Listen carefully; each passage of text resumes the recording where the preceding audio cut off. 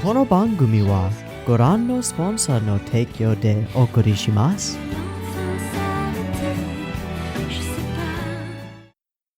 Alrighty, welcome everyone. I'm Teeaboo and I am here for Sangatsu no Lion Season 2, Episode 3, or 25. And some people let me know that there might be a cliffhanger at the end of this episode, so I might consider doing a double drop, two-parter, thingy, majiggy, double feature. Sorry if you're a patron, this is coming out pretty late. I'm recording at like 5:30 p.m. And that's because yesterday, while stuff was rendering, I did some yard work, and it kicked my allergies and hay fever into highest gear. So I've been sneezing and sniffing and snurfling all last night and all today, all this morning, and I was hoping that it would die down sooner. It's kind of died down. You can probably hear that my voice is pretty nasally because snurfly. So if I'm sniffing like a champ, sorry. I waited about as long as I could, and I have to record. Must record. You need your videos. So, Sangatsu. Last time on Sangatsu, Soyotoji won another title. And we got some interesting depth on Goto. Really interesting depth on Goto. And his relationship with Kyoko. Like, really interesting stuff. Layers to his character that I didn't really expect, but I should have, because nobody in Sangatsu is a two-dimensional character. Everybody's got something to them. Everyone has reasons for acting the way that they do and for treating other people the way that they do, for being who they are. Yeah, nobody's one-dimensional, or even two-dimensional. They've all got more to them. So I should have expected that from the most sort of blatantly antagonistic character in the series. Of course he's got reasons for being that way. Of course there's stuff going on behind the scenes. And some of it was hinted at beforehand, his wife. But seeing it from his perspective, seeing his struggle, makes him a little bit more human. Don't have to like him, but he's a human. He's a good character. Yeah. Okay, I want to get this show on the road. There will be multiple versions of this video. You can find links in the description to the picture-in-picture versions on BitChute and Mega. Full discussion and timer-based version will be on YouTube. There will be a beep beep timer. It'll go boop boop boop beep, and on the beep in the green light, that's the same frame that the video starts playing on my screen. And I'm doing chill stuff at the end of videos now.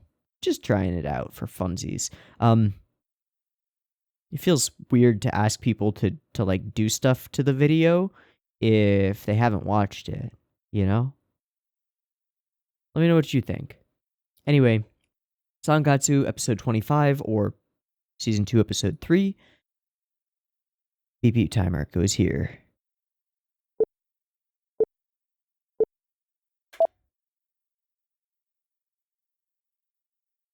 June.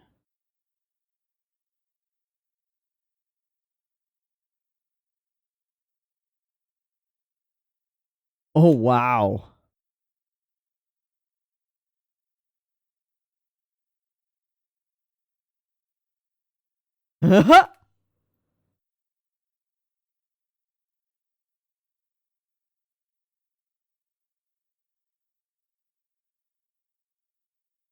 That's a foot long, right? Jesus.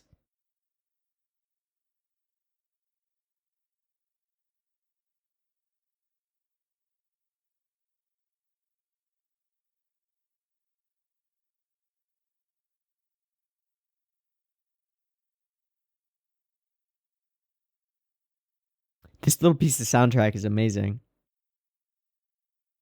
Maybe don't. You're gonna put on his shoes? Dude, I don't think that's what they mean when they say walk a mile in another man's shoes.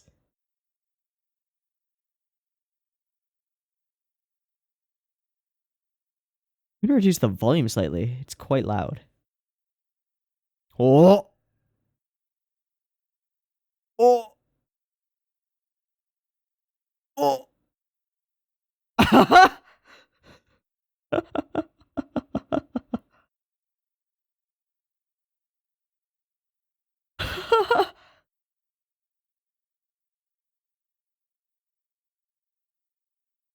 Ah. So he does multiple competitive sports. Mind and body. Interesting.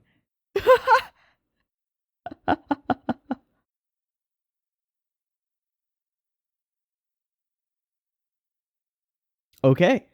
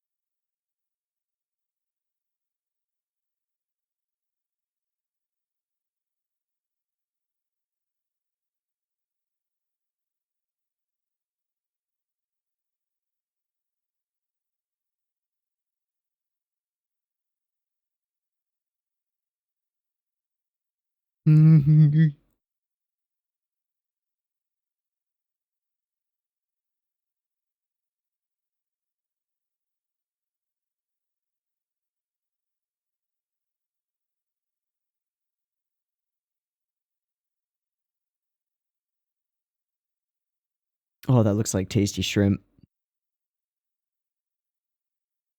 Slurp, slurp. Ow.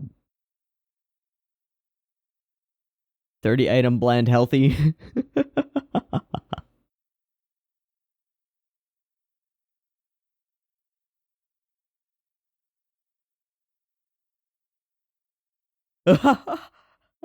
He's just continuing the head turn.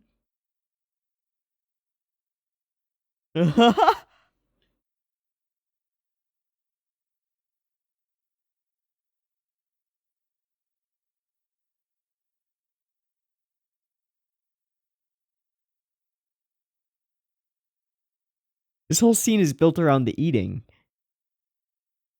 That's so cool.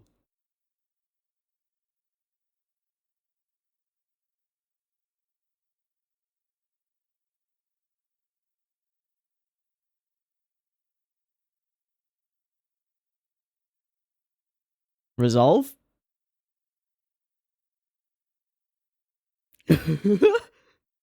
Watch him get eliminated in the first round. Project X. X.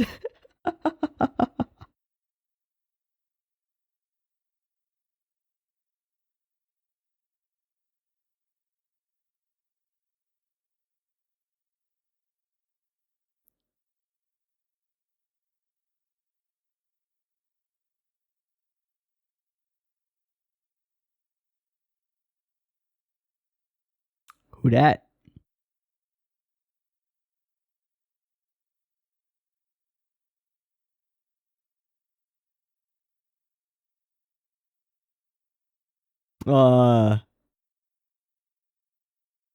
I feel like this guy's gonna fuck some shit up. I think he's gonna kick your ass, man.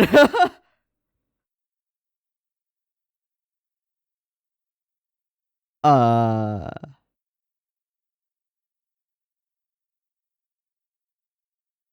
yeah.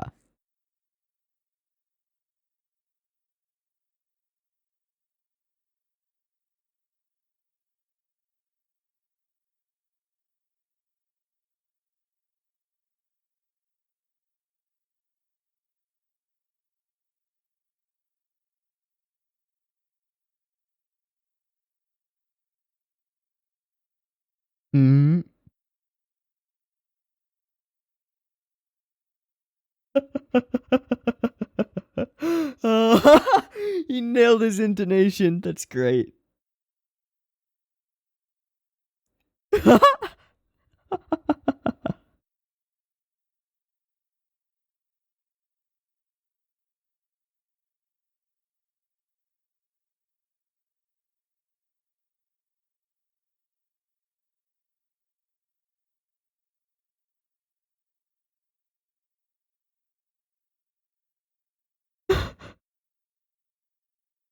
Bruh. I don't think so.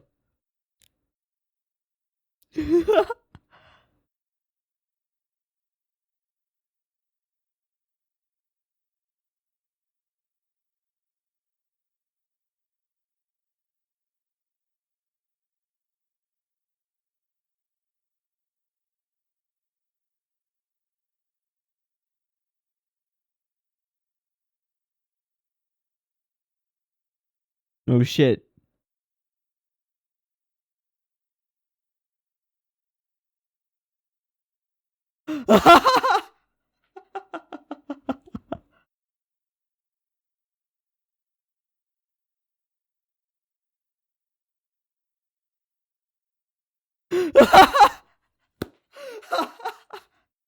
God help me, that's cute.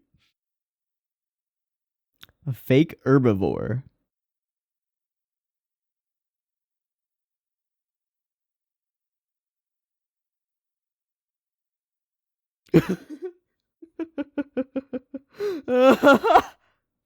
Oh, back to spiral legs.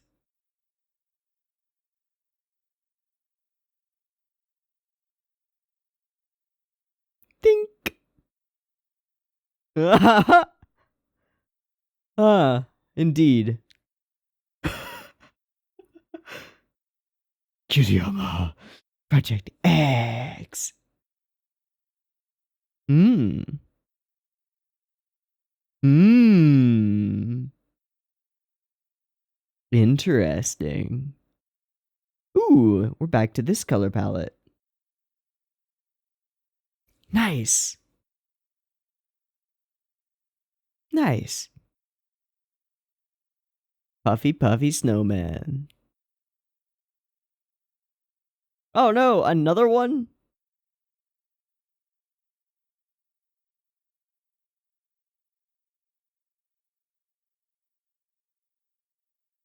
Something floral? Hina, you could do it.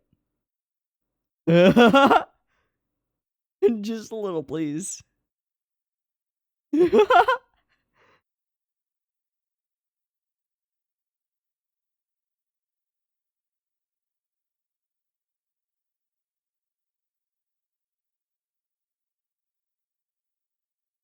Flowers floating on water. Something like that.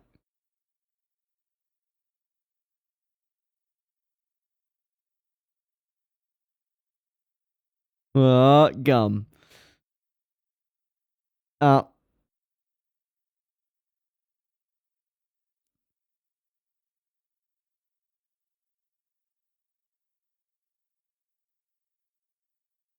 She wants something in the agar.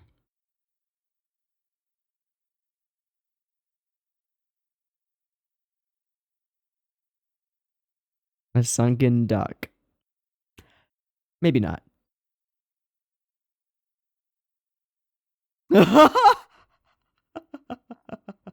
Yeah, pretty grim.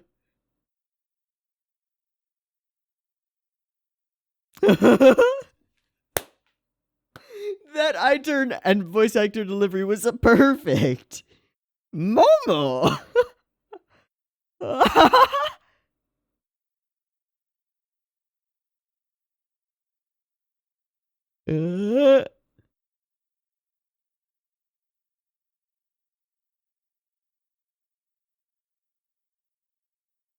No, Mo. No.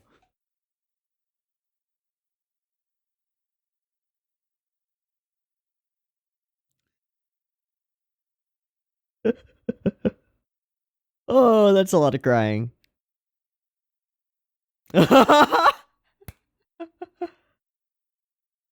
uh,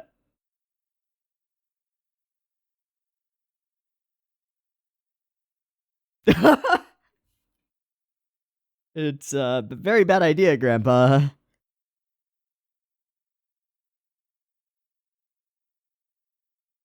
What's Hina working on? She's been working on it this whole time. Yep. She's in the zone. Boom shakalaka.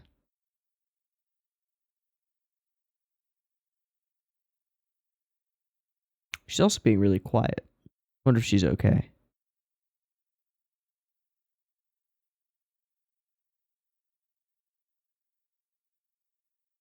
Yeah, this is building to something.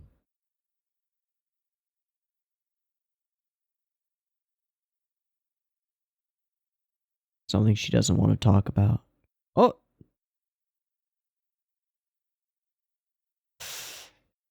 Doubt!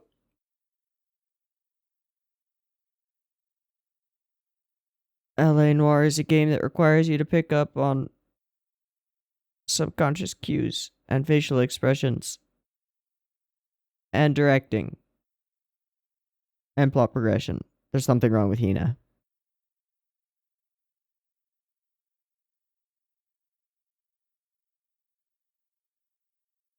She's not willing to talk to Akari about it.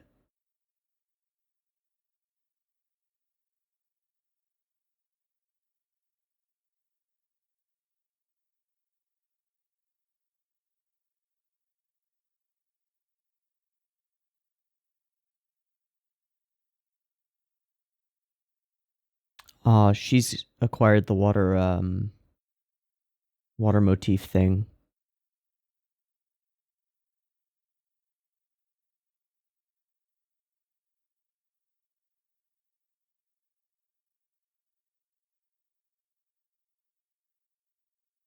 Okay.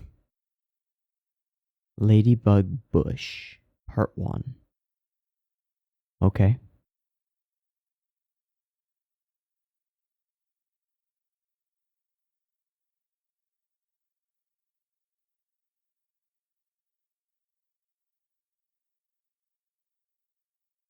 Bought some for lunch too.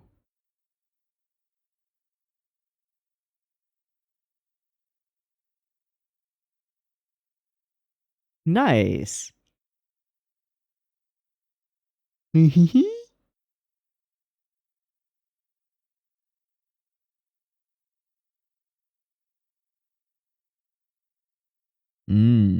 Mmm.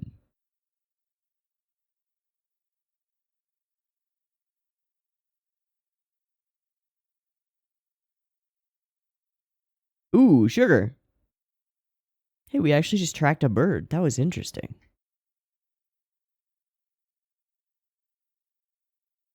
Okay.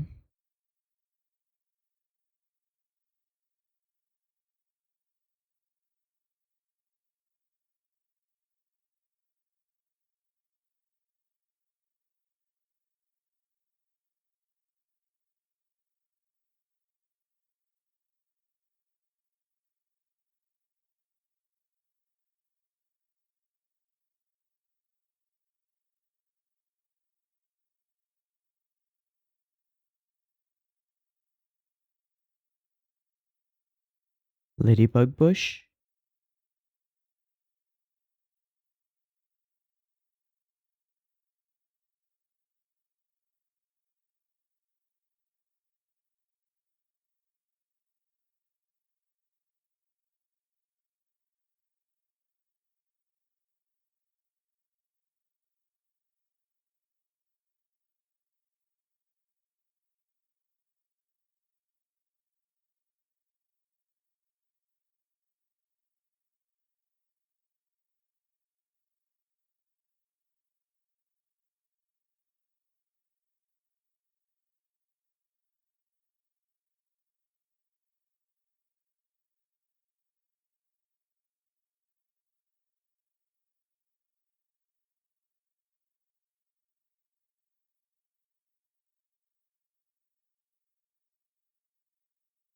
Whoa.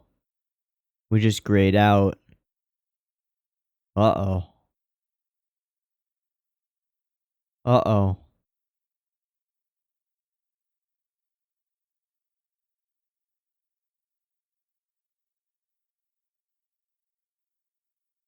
Wow. Bullying. Bullying. This ties in with Hina. Rei ends up being the only one who can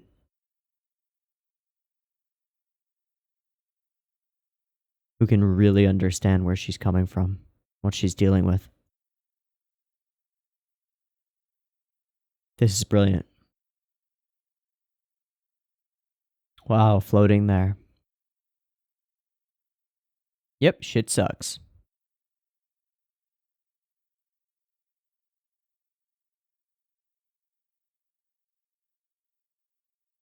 Yeah, but being friendless makes you a target. So this was set up all the way back with that school trip section. Doesn't work.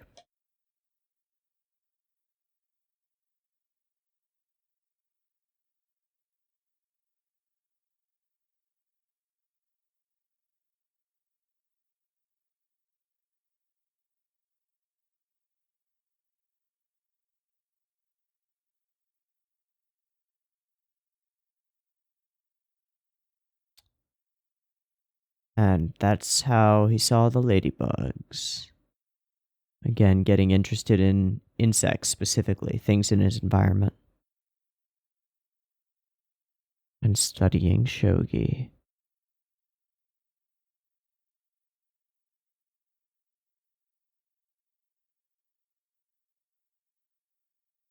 Oh, he's got just a hair more saturation than anybody else in there. That was nice.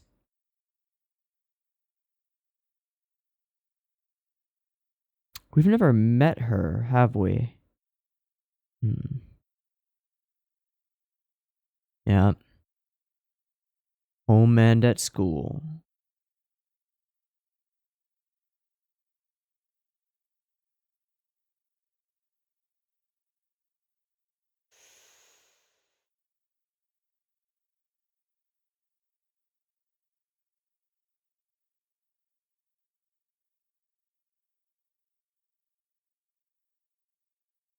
Because her own kids are little bastards. Yeah, he's so much more saturated. They're going all in with the visual cues that he's more important than everyone around him. Nani? Nani?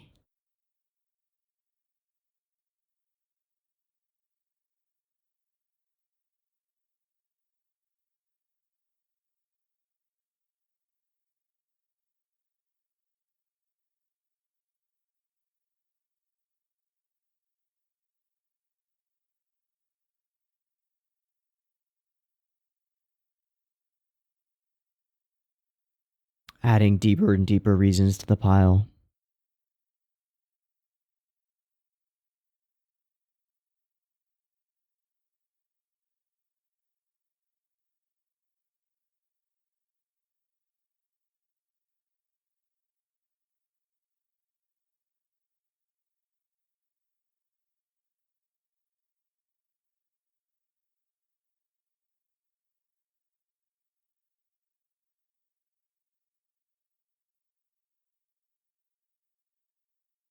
Oh.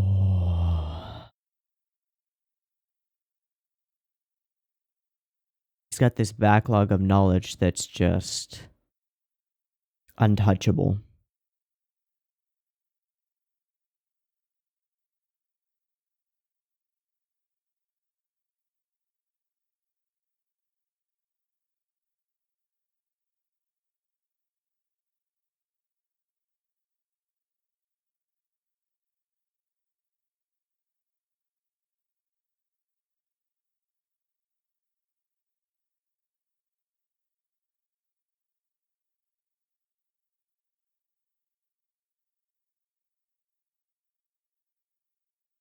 Wow, those were some interesting angles.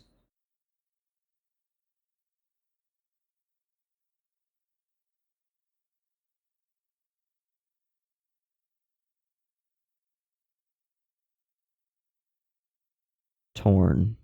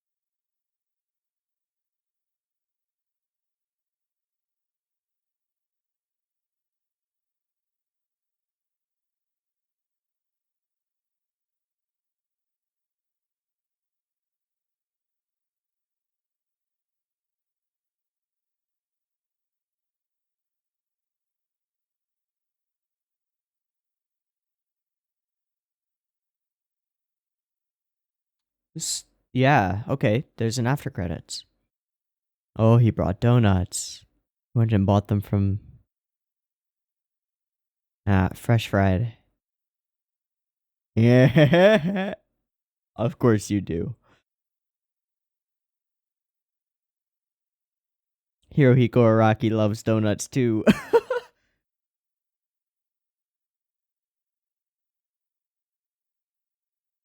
So, is this how it's tied together? No. No, kitty. Okay. Here we go.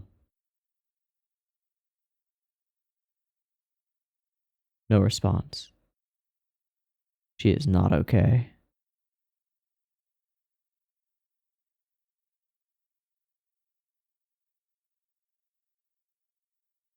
She been hit? No. Yes. Somebody threw her shoes.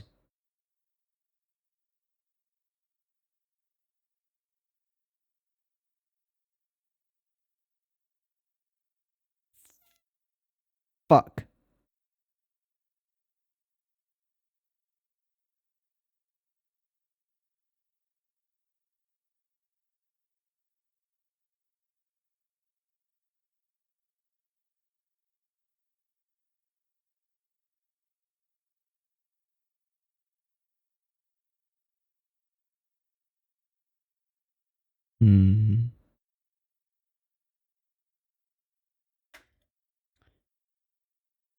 Yonezu Kenchi. Okay, we got two things to look up.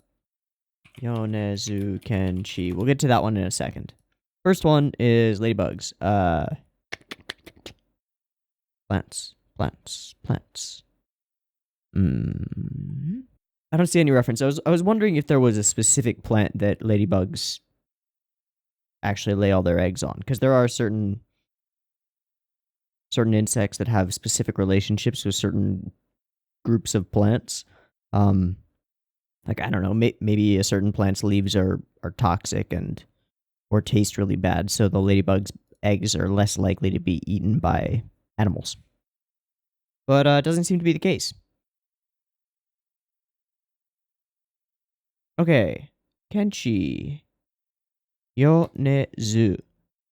Musician, singer, songwriter, record producer, and illustrator. On my anime list, what have you done? Oh! He composed and did the lyrics for the 30D. Wait. Shh. No, it's he. Yeah.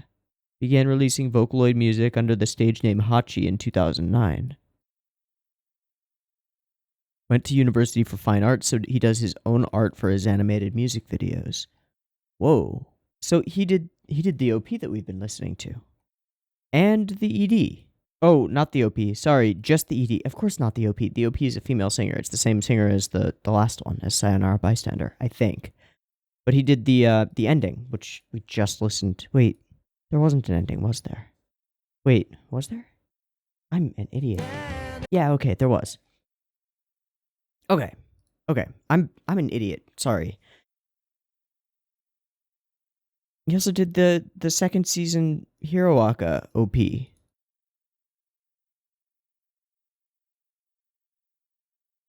Hero Academia Season 2 OP1. Which one is that? Oh, it's Peace Sign.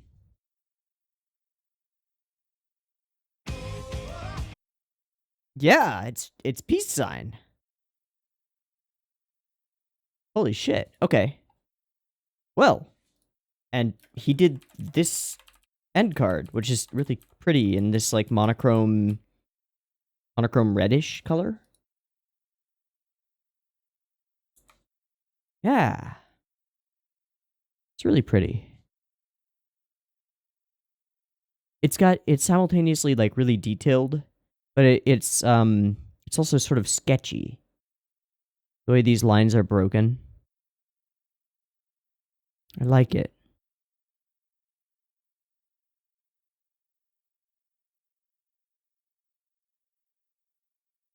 I like it a lot. I'm not sure about the neck lengths though. They're a little long for me. There's also this interesting thing where there's sort of it seems to be semi-transparent because the lines for it's like they're interlocking or intersecting. Which is not transparent in regards to her own hair, for example, just to his arm.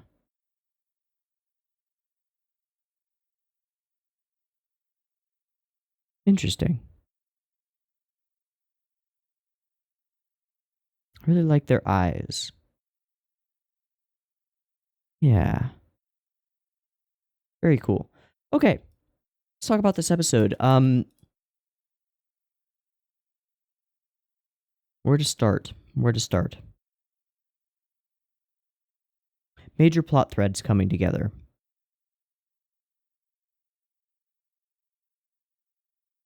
The previous scene, the flashback that we got of Ray during the school trip, going off on his own, alone, no friends, just trying to prevent anybody from noticing him, and engrossing himself in shogi work problems, and then finding interesting things in the environment to look at and get information from. That was a great sequence in and of itself, but now it's gaining more meaning because we're being shown Hina's getting bullied. The fact that her shoes are gone, in Japanese schools, you often take off your shoes and leave them in like cubbies. Same way that they do at the yeah, that has a thematic tie-in to the beginning sequence, which I was gonna write off as just comedy. Okay. This was a really tight episode. Tightly written, tightly directed, tightly paced. This was really good. So a common way to demonstrate bullying would be to, I guess, because it's a common form of bullying that occurs, is if you steal a person's shoes and, either tie them together and throw them up onto telephone wires or just hide them. That's happened to Hina, so she had to walk home in one shoe of two different kinds. We'll take a look later when we get there. So she's being bullied directly. And Ray has been bullied directly. Not just not having friends, but intentional, malicious bullying. That's demonstrated really clearly by the soda cans full of rocks being thrown at him. Which is pretty fucking cruel. Kids are horrible. But it's also that he was bullied at home by his surrogate sister and brother.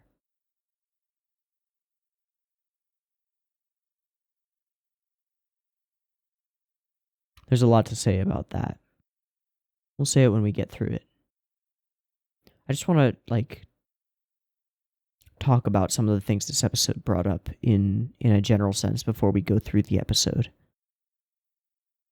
Let me super quickly skim through this and figure out how the thing is paced. So the first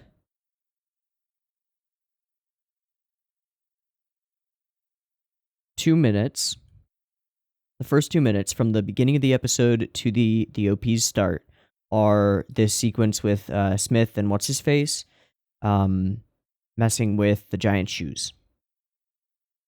Then from ED end, which should be at 3:30, to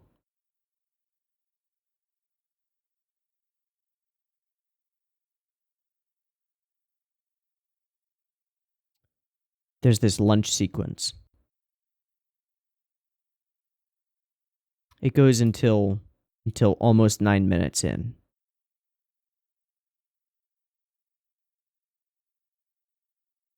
So it's 5.5 minutes is that lunch sequence. And then color grade changes. And we've got this is the first introduction of anything going on with Hina. Hina is usually smiling. Hina immediately starts working, drawing, scribbling. But we don't focus on it. We focus on Momo and the grandfather with occasional cuts to Akari. How long does it take before we see Hina on screen again? Okay, scribble, scribble. Now. 9:50?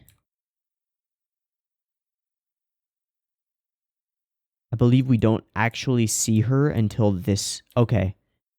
We see her scribbling again at 10:40-ish. So almost a minute between Hina on screen. Every other character's had 10, 15, 20 seconds maximum.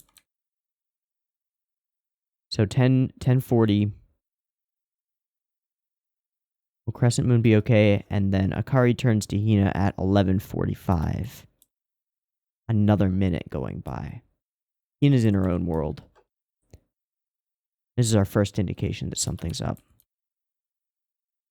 And immediately the focus shifts to be entirely on Hina.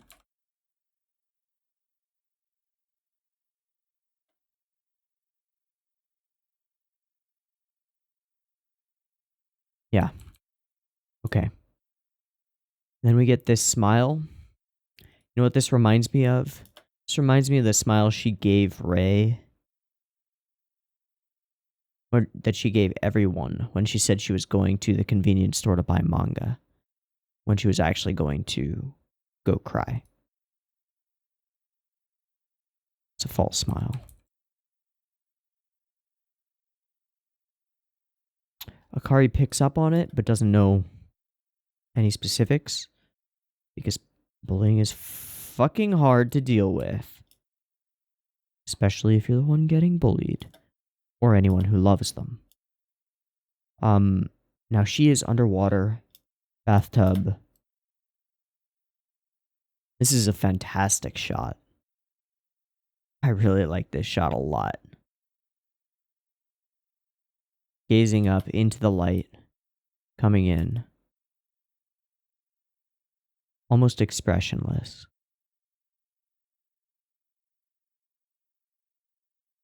And then down.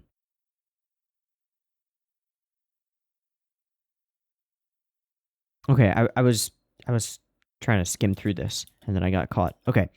1340-ish is when we switch to Ray's perspective. We see happy stuff, happy stuff, happy stuff, donuts. Donuts, donuts. Okay. Ladybugs, and then when do we gray out?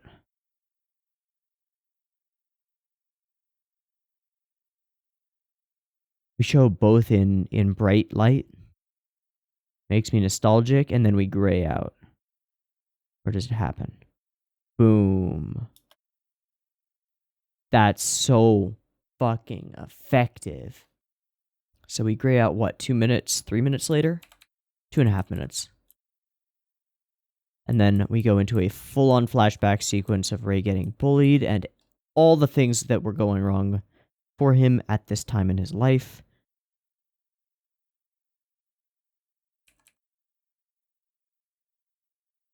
Until... And this is all in his thoughts while he's playing this match and winning.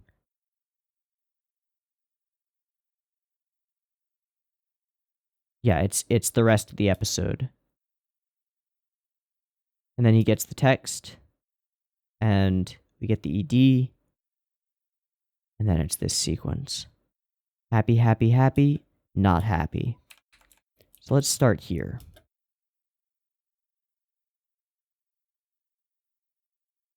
One slipper, one athletic shoe? I'm not sure.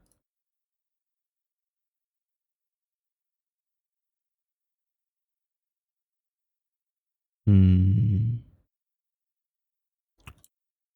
the face of a crying Hina.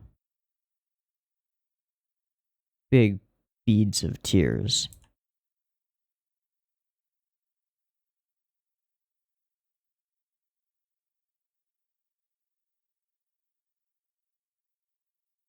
Okay. So, we start the episode with shoes. First thing that is talked about in the episode, we go from setup cuts. So we know we're at the Shogi Hall. This snail on a leaf. Why this snail on a leaf?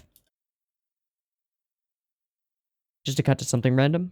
Probably. It doesn't appear to be the same plant as the ladybug bush.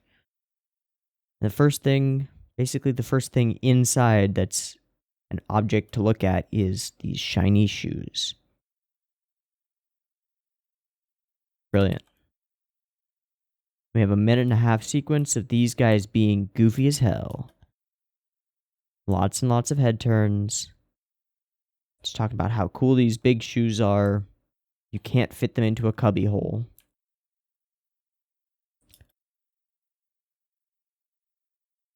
Their shock at how he reacted to losing. This guy's a goofball. Like, I'm gonna kick too. Lots of great animation and stuff. But all of this is to ease us in. Does a bang-up job. Classic gag. Person you're talking about appears. The way that we have these close-ups on the eyes and very low saturation, flat shaded, blue hair color swap on Smith. Backgroundless. And now he's swapped to pink hair, blue tie. Fantastic. Oh, okay. So he's wearing a blue shirt and a pink tie. And then our first introduction of spiral legs. Which is great. A fantastic gag. OP. And into lunch. So this is a really quite a long lunch sequence, and I love it. I love this sequence. I love it a lot. And here's why. They're not eating food, or they're not talking over lunch. They're eating over talking. Does that make sense? I don't know if I can make sense of this. There is emphasis and focus put on the food. Almost every statement that either of the characters make is either punctuated or broken up by an eating scene with noise and with sound effects. In fact, I believe that when we start this scene, it's sound effects that start this scene. Let's see. Slurp, slurp. Beautiful food. Scene set. It's lunchtime in the Shogi Hall. Everybody's eating. We don't actually see their meals during that, as far as I know. Yeah, that's not what either of them is eating. And Rei isn't wearing a suit. jacket. So that's this guy's meal, and I don't know. Or probably this guy's meal, since it's on a tray and we can only see the corner of it. But we're never shown. It doesn't really matter. Nikaido has his healthy blend food, and he starts talking, and this is again a semi-comedic sequence. These sound effects during every bit of eating in the episode are fantastic.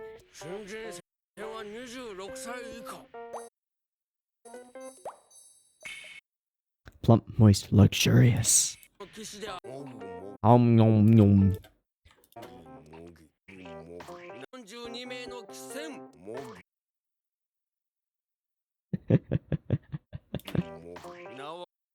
Everything is punctuated by different colored Nikaidos. And he lampshades it. Should either eat or talk.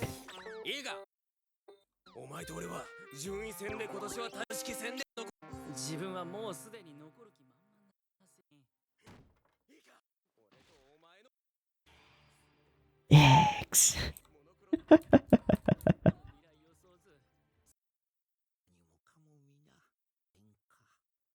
And then we're introduced to this character who is really interesting. He's a 9-dan, right? Okay. Ginsenka.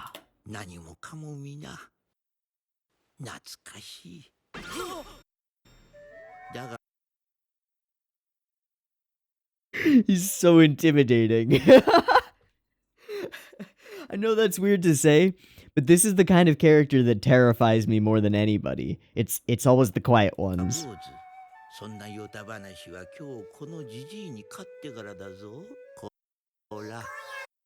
Smile. Pie in the sky is tasty, but it won't fill you up. Right. Of course, Nikaido blames him. It's his fault. And then Nikaido goes on this sort of rant about how Kiriyama's approaching the match.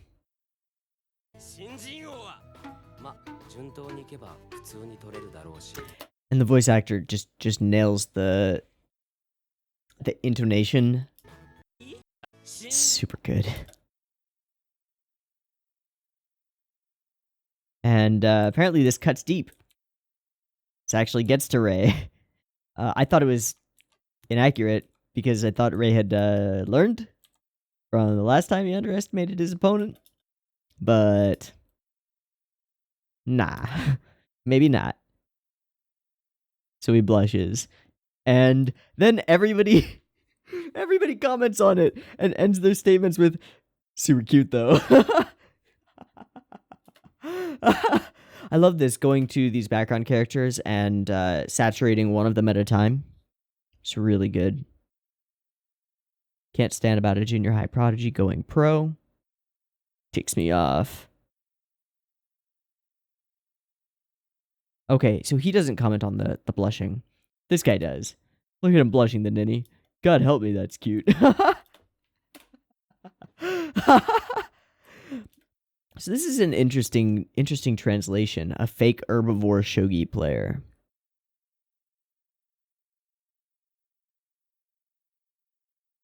What did he actually say? It's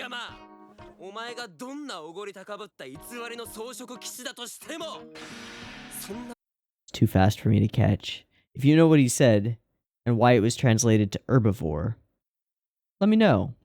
I assume that the intended meaning is that he's toothless or not a predator.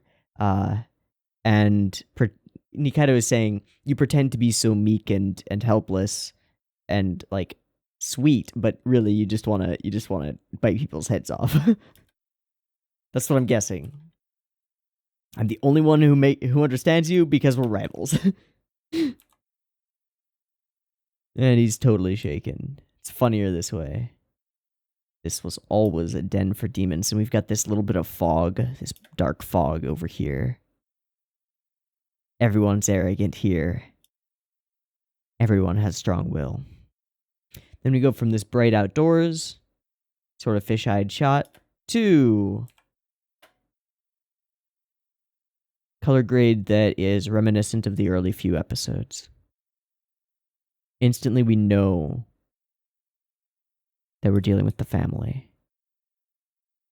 Even though we don't show their house.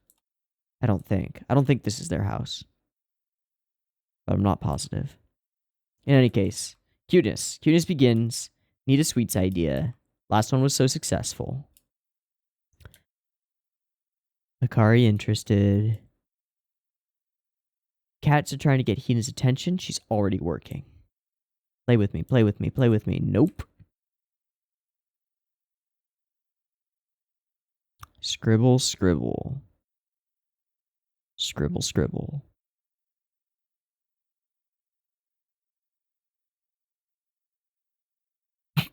A duck. Put it inside. Oh no. Super sinister. Oh, this performance. Okay. This is probably my favorite thing in the episode.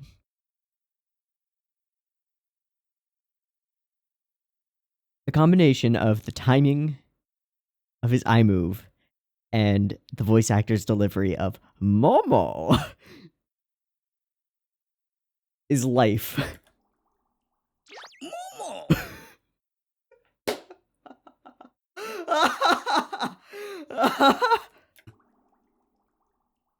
Momo! Momo!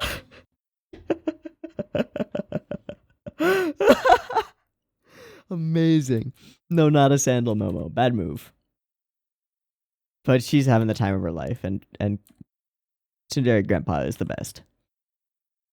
What are we going to do with you, Grandpa? What's up with Hina? Scribble, scribble. She too is looking for something to get lost in.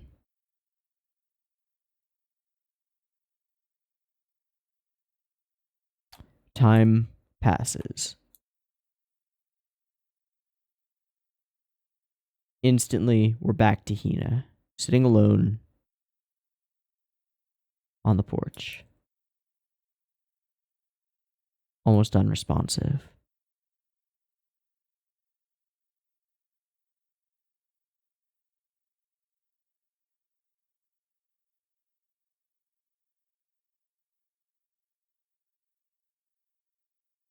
Starts to smile by pulling the corners of her lips up. She's still in a fetal position. Yeah, there's a clash between her body language and her face. She's holding herself in a comfort pose. But smiling. It's off.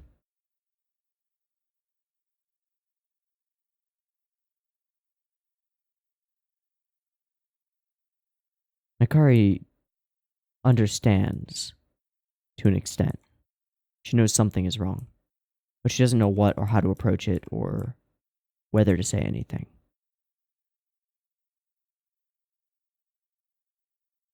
This scene is so fucking beautiful. It conveys so much. I love it. I really love this scene. Then we zoom out and she puts her head down.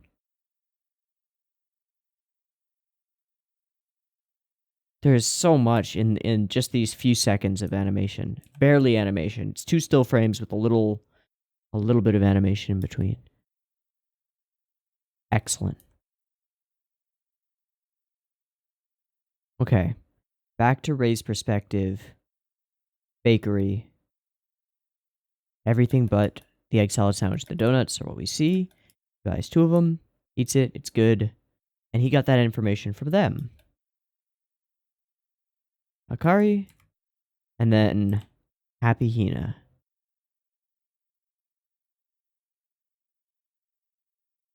You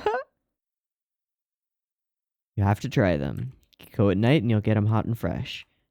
Bird. We tracked a bird in one shot and it was really good. Or was it? Did I pass it? It was really fast. Yay!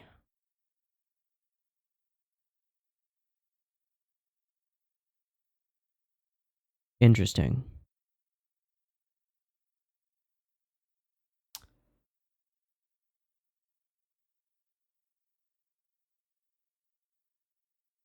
What is that tail shape? Cuckoo flying. I don't think it's a cuckoo. But I'm gonna check.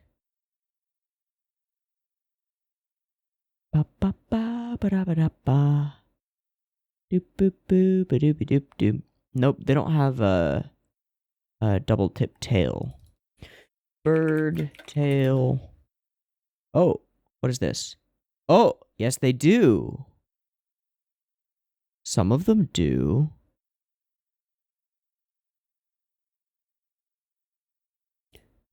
Bird two-tip tail.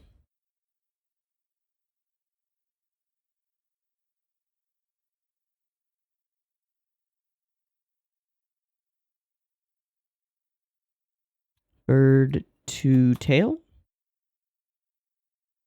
Swallow-tailed kite. That might be it. Yeah, it's a kite. Okay.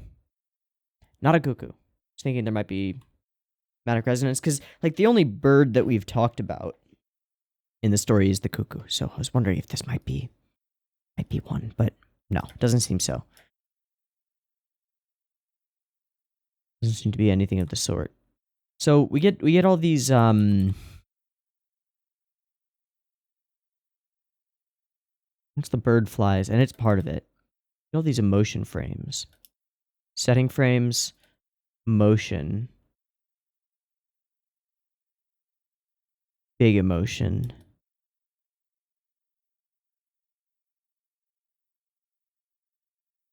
Sitting down to eat outside. Then we notice the leaves. I love the color scheme on this scene. It verges on unreal, but it feels right because there's a consistency to it. As soon as we get to this scene, shadows are purple. The light is also purple, but it's more pure white than anything else. You know, there's nothing behind this. It's just pure white, and that bleeds into the tops of these trees. But underneath, bark is purple. Everything is purple under them. And then that fades into these different varying shades of blue and green. It's just very pretty. It's really pleasing on the eye. I think that's more important in a lot of cases than accurate representations of space or color. This also, it sort of sets a mood. We've got this sort of happy light green in the foreground, and then behind it we've got this darker and darker, like, cool blue, which is a bit more melancholy. And then up here, got the city in a little bit warmer pinkish purple. Interesting. And Ray smack dab in the middle of it. Then he notices the leaf, and the shadows have gotten a lot more prominent already. Still very bright, but a lot more prominent. And this section that was sort of brighter purple before is now dark. Like it's actually in shadow. Interesting. Goes over and inspects the bush. Instant flashback nostalgia.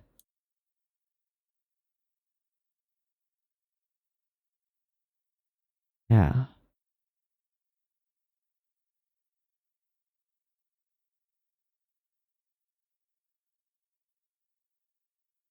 Makes me nostalgic. And then again, this fade from high color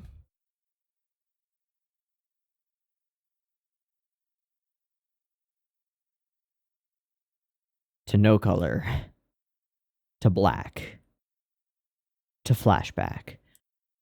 Super cool. And then back in bright flashback world. Soda cans full of rocks. CG. They look fine.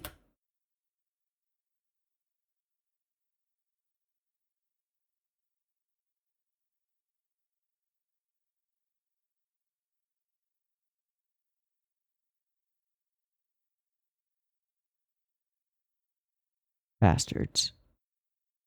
After I lost my parents and little sister, I was all alone. I learned the true meaning of being all alone in my huge new school.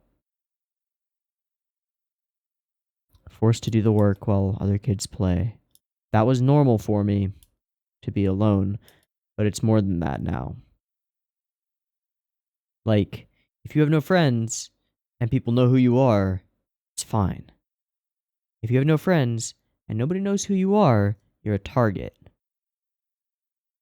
And that's a problem.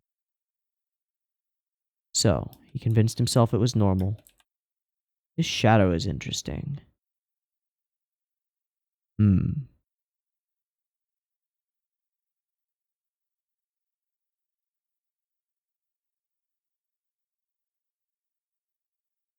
Tried to make myself unnoticeable.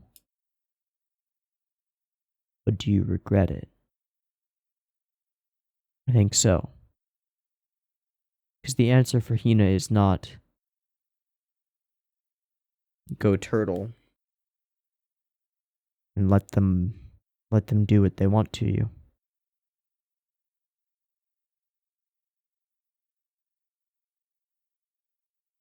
So I acted indifferent about it every day and engrossed myself in shogi. Clinging to the board. Yeah. To pretend to be absorbed in a book. Just so that no one would bother him. Digging his hole deeper.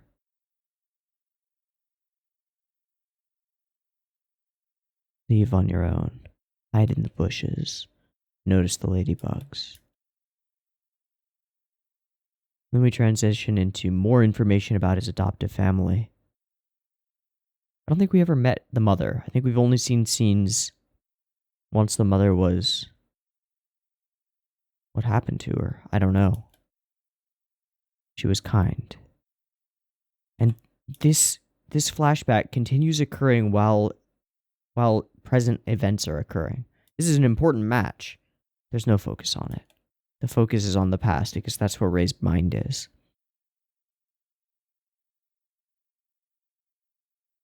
I did everything I could think of to please her, but the other kids pushed all their work onto you. Vindictive.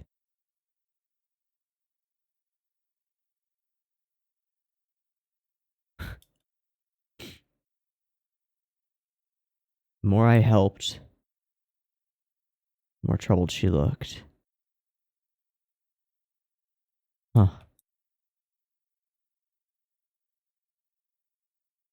Match starts. You quit trying to be so obvious about scoring points with our mom when they're the ones pushing work onto him. But he was trying to score points. It's both true and untrue.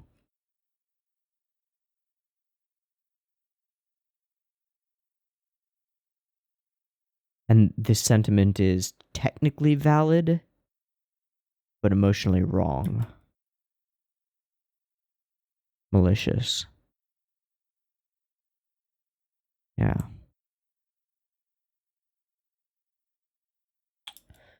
And it drives him insane.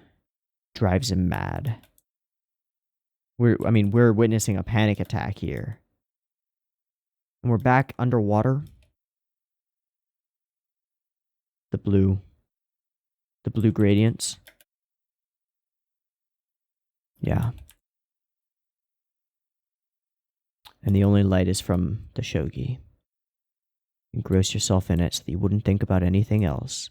Cling to it, cling to it, cling to it, or you'll be pulled under. Solve all of the problems. What's amazing here is that while they're unrelated, his struggles, his social struggles, created the shogi master that we know. Without them, he would not be who he is, and he would not have the knowledge and skill and ability to support himself that he does. But it's not like one directly led into the other. It's that his escape happened to be something worthwhile. It's interesting. 50 years worth of official matches. This scene has huge, I don't know, huge weight. It's like, who else in the shogi hall has read through and played out and cared about as many matches as Ray has? Nobody. I like how there's this sort of fog over everything in here. Yeah. Then in this shogi hall, Ray is constantly, by far, the most saturated individual here. It's just by a few degrees, but it's enough to make him really stand out. Part of that is a bit of a change to the art style and the way that they're drawing him, especially his hair. Hair's a lot darker. Or everything else got a little bit lighter. I don't know. Oh, this sequence. Play and play. And play. Okay, we angle on the feet. Then there's this, there's this sequence as he almost stumbles forward into the wind. From above, from below. How does this make sense? Because it makes sense visually, but how? Okay. Down, front to the left. Front direct up. Side down. Behind.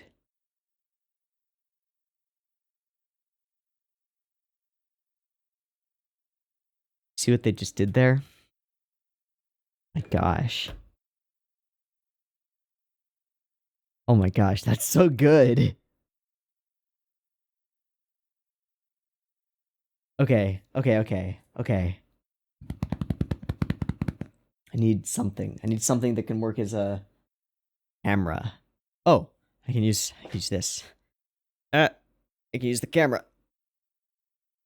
Not the one that I'm recording on, but this camera, okay? So, Canon camcorder. It's really old. Okay.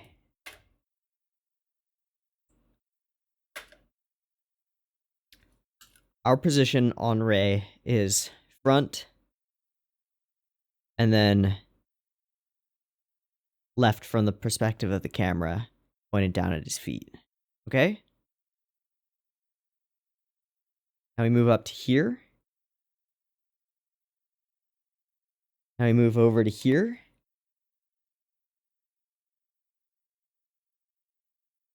Now we move back over here. It's following one arc around the character through those cuts. That's super cool. That's super cool.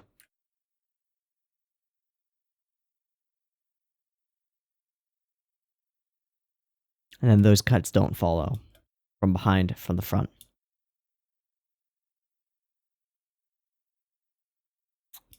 Text from Akari. And he immediately turns. He immediately turns.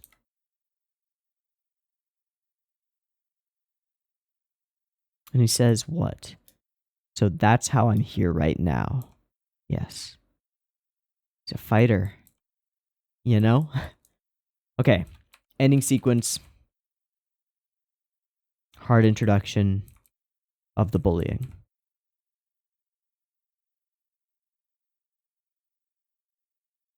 Donuts! Momo cute. Hina not here. Yike. Cats want donuts? Stupid cats.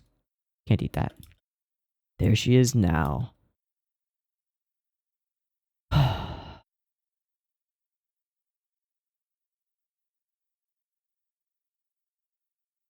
Not Goreto Daze. Light inside, dark.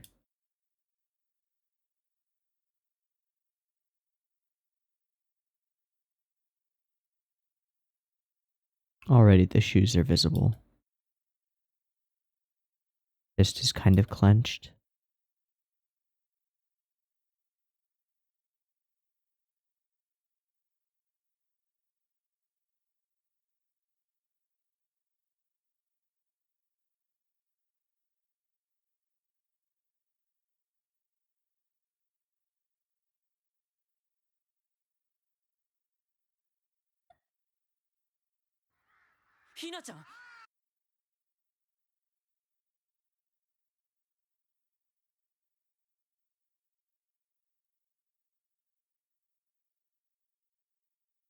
He experienced this before. Hina crying for something. That time he couldn't do anything. Except stand there. Be with her.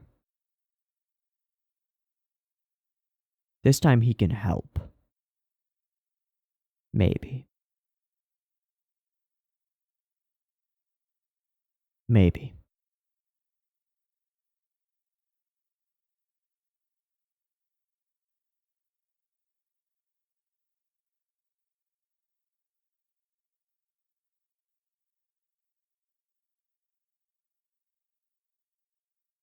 Really fantastic episode.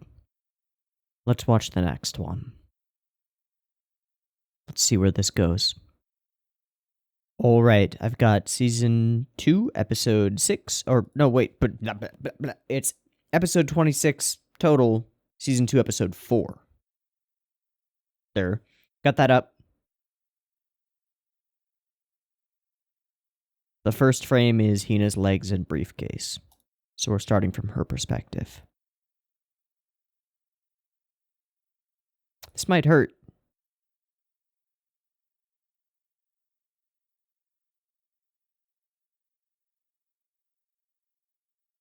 This most certainly might hurt.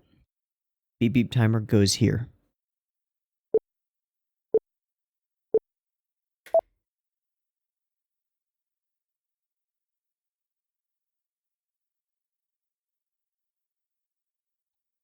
Two different shoes.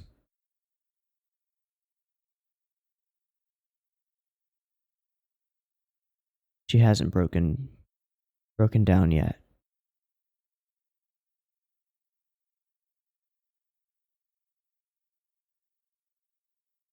The first door.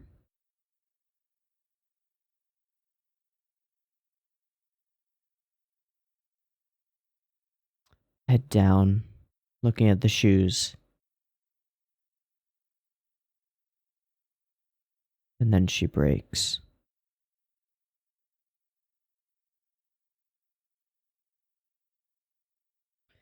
The aspect ratio change here. Instant hug. Good mom.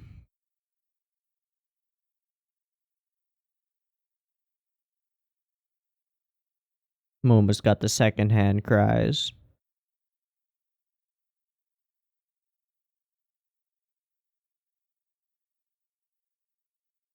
I hope this bully gets punched. Nobody makes Momo cry.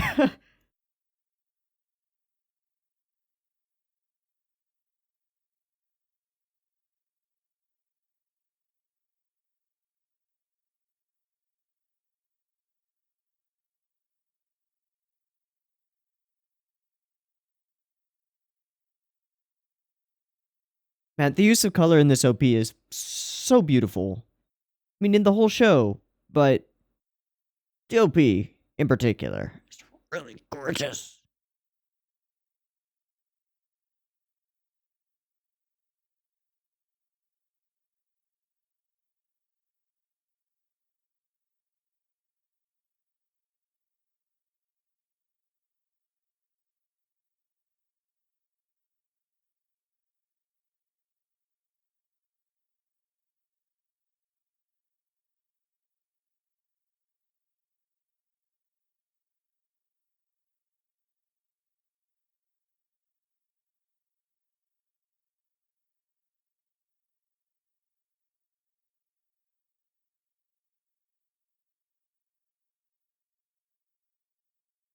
That sequence at the end where he tries to catch the butterfly, fails, and then grimaces. Looks like he grimaces. Okay, part 2. Same night. Narration.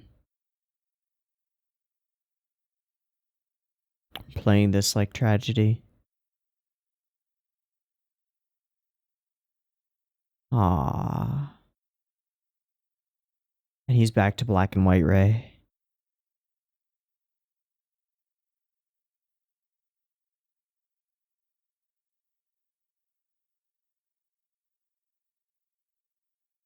So she's not the one initially being bullied. She stood up for a victim.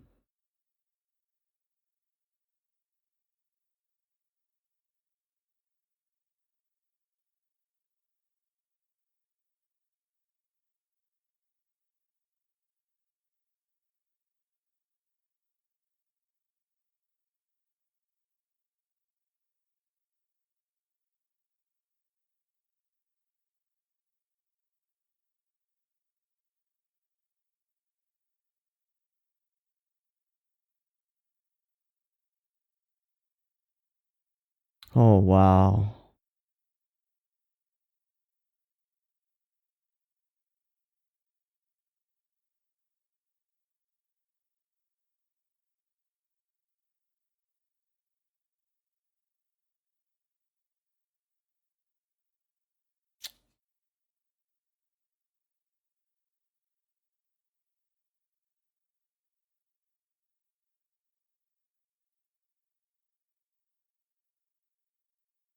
Bystanders. Right.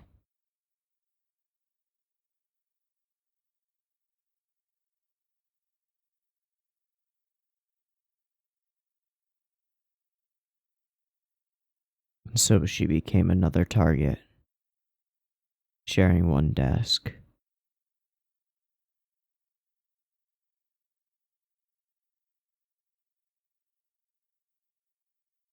Just like Ray.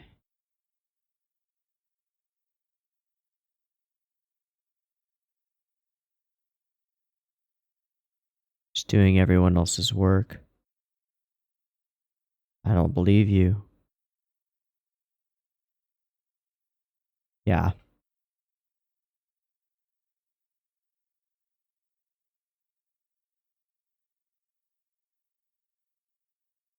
These are her shoes.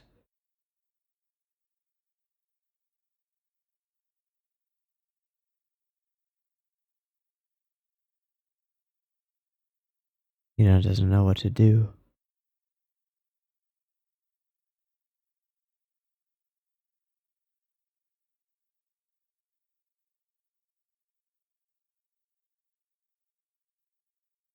So that was yesterday?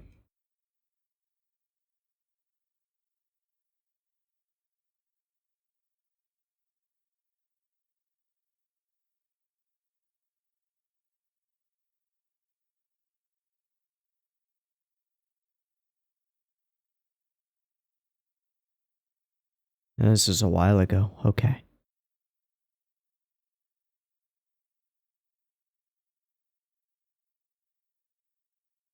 Fuck. Fuck.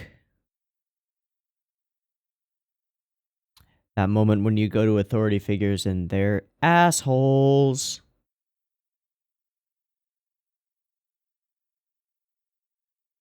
They will.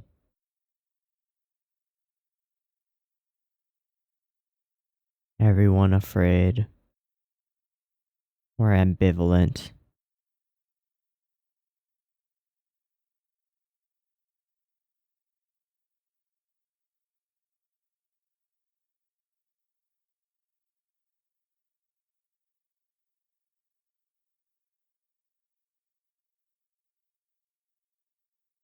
Now you're the only target.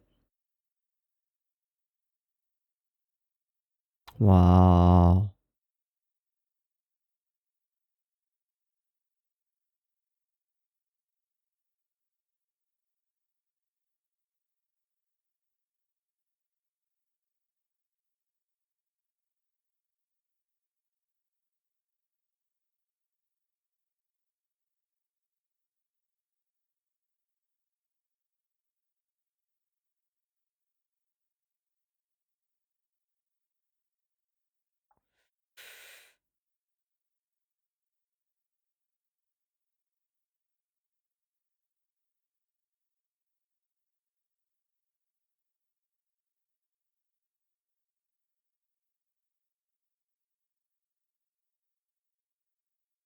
Now everyone else is grayed out or desaturated. I wonder why. You would go that far, you fucking bitches. She's gonna snap. Yeah! Fuck yeah! Get that bitch! Oh, that's not gonna play well. Yep.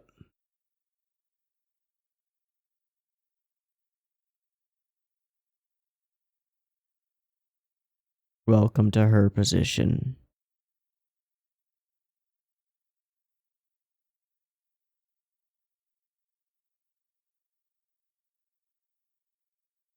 Yep.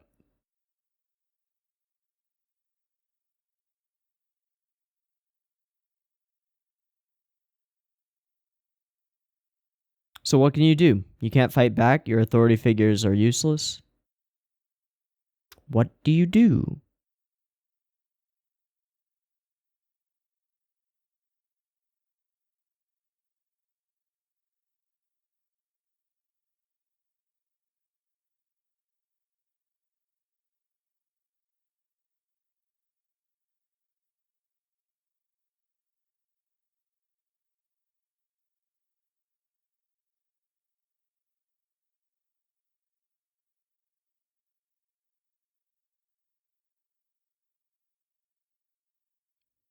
Please, somebody hug Momo. Please.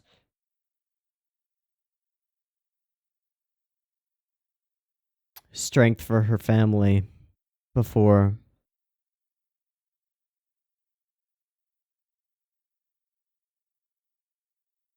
Yeah. Go, Ray.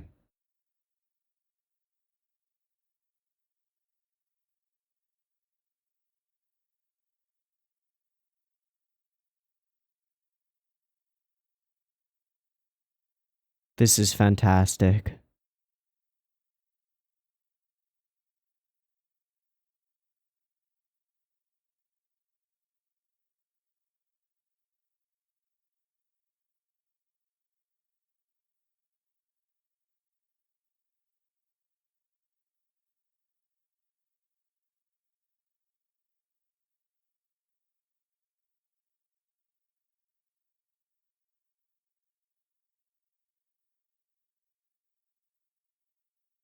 Trip.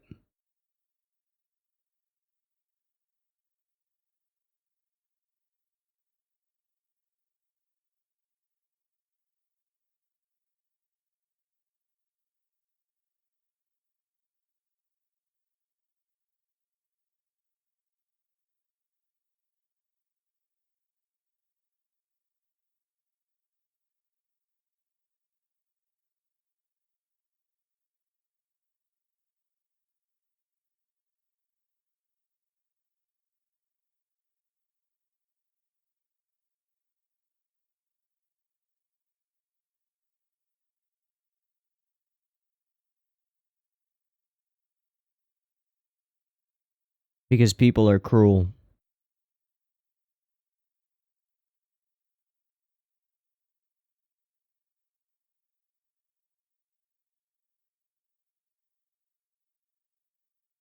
Yep, and the attacks will keep coming.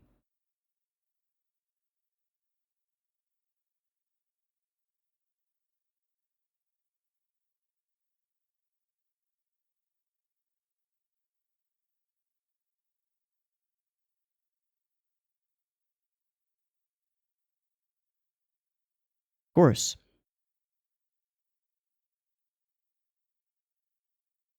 Of course.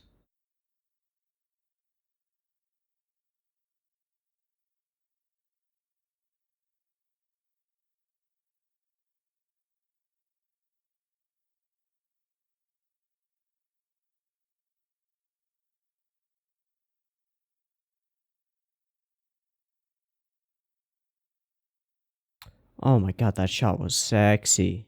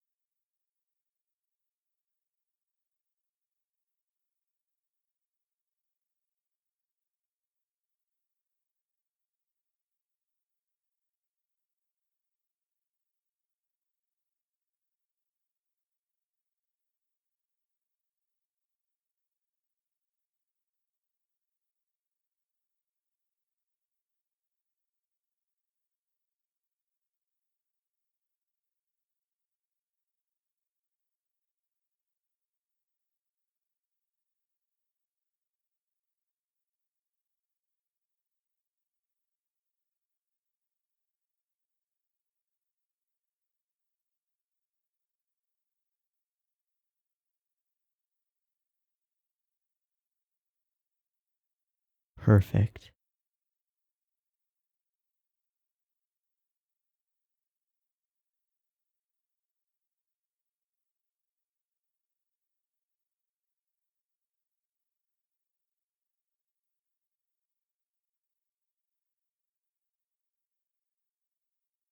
Waiting for you.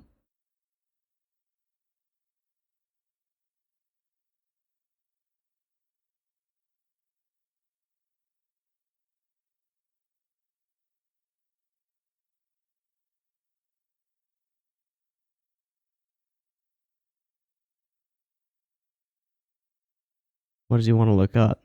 Ladybugs?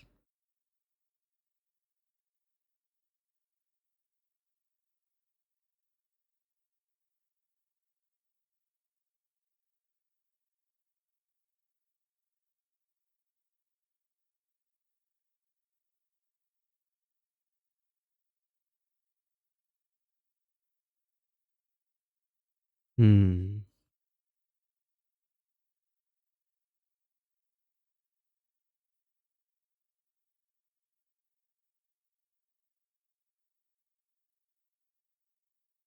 Mm-hmm. Ah, her and Chiho.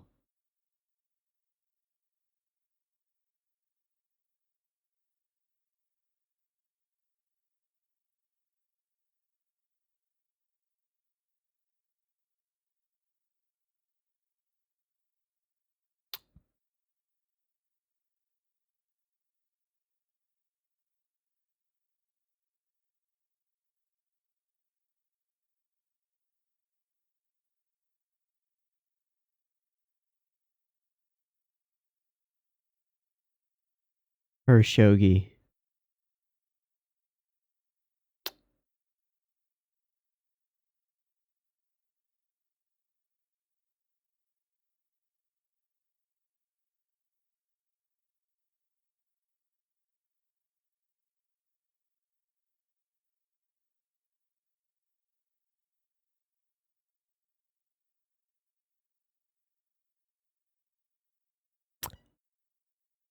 Ladybug shaped sweets.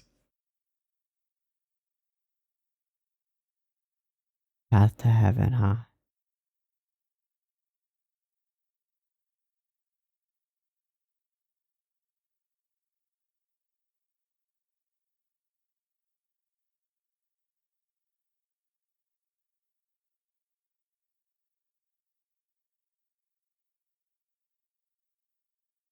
Mm-hmm. To the highest point.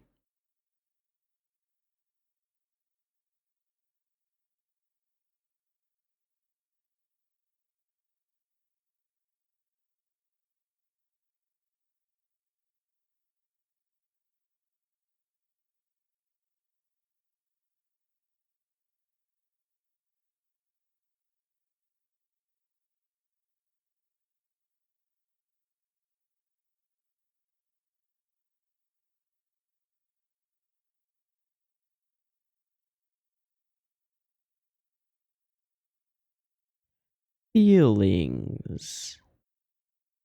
Wow, that is the first time they have kept a sound effect going. That's fantastic. Ah.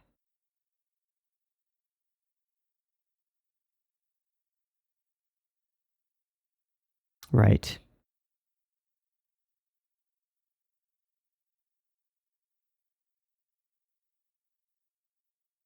Ray is overwhelmed with Protect. Shogi, my friend.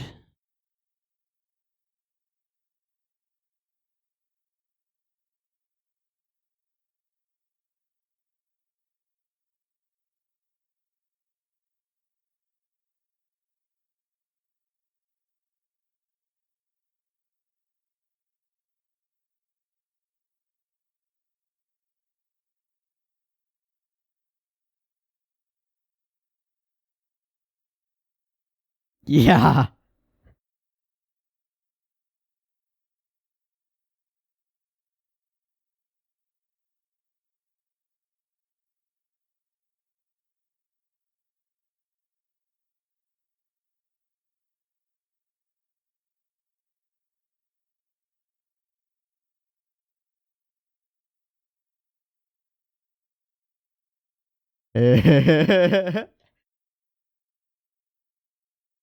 Ah, wise face on.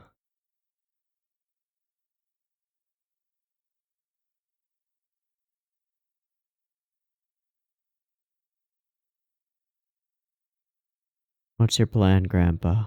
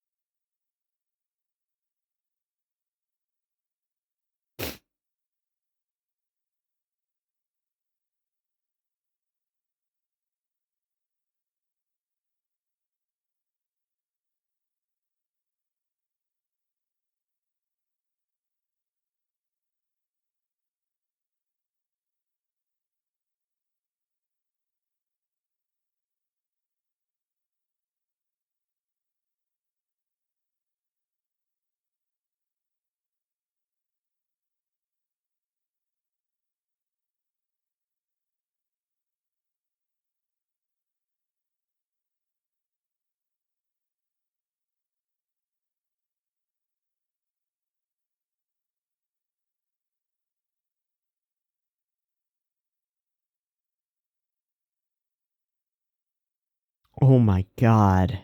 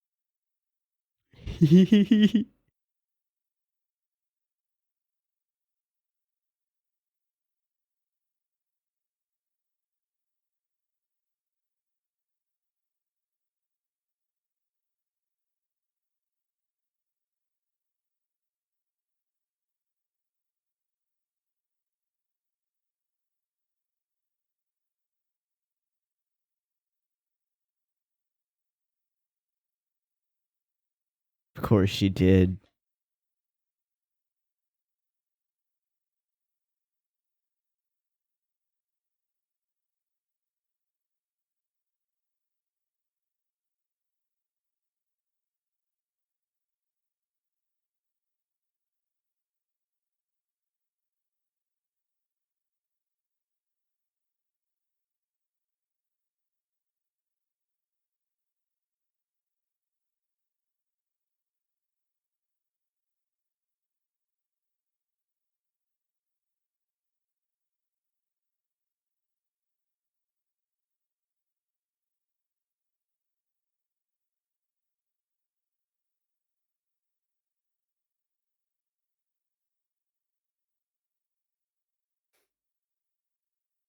Actually, I wonder, since it said that that artist does all of his own music sequences, did he do the entire ED?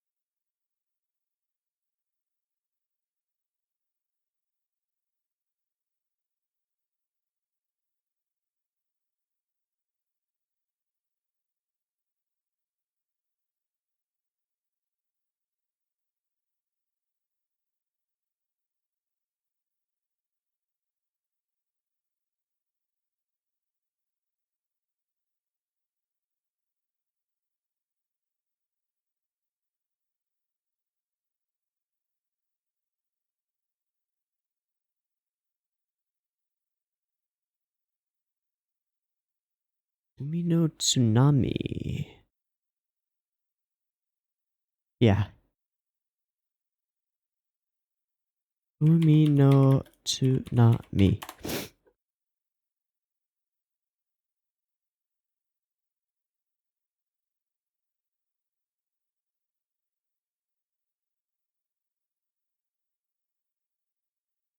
Mangaka. Nothing that I recognize.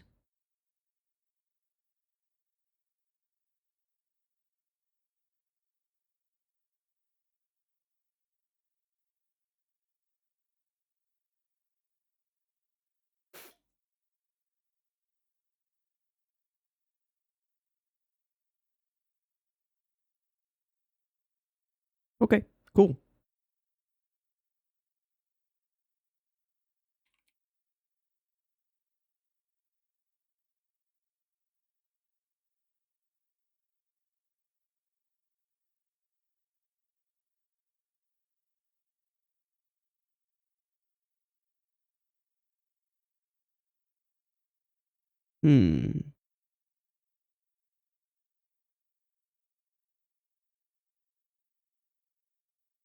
Okie dokie.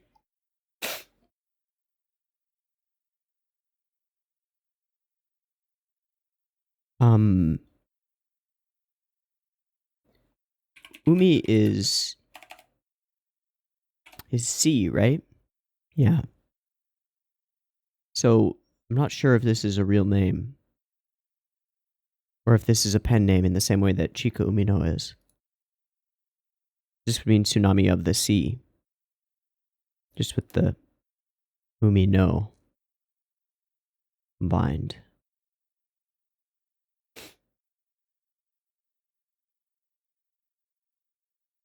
Alright, this almost got me multiple times. Multiple times in the episode, right on the brink of tears. Didn't crack me though.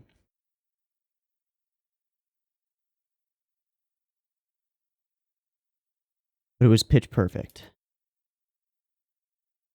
We see the whole reveal sequence from Hina's perspective, and it's fantastic. This is a fantastic demonstration of the struggles of bullying. Because there's no out. There's nothing. That we're cut to this this artificial widescreen is a classic Shaft thing to mess with aspect ratios. And it's been done previously on certain RWBY sequences. Actually, in episode 1 of season 2, the opening sequence is all in this same aspect ratio.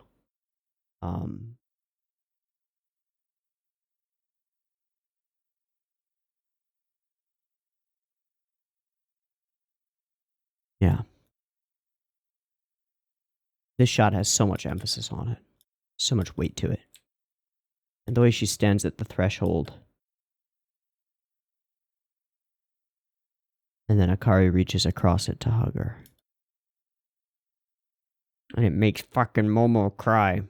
So I'm right with Ray in the go after them and tear their limbs off. Of course, it doesn't help anything, but motherfuckers made Momo cry.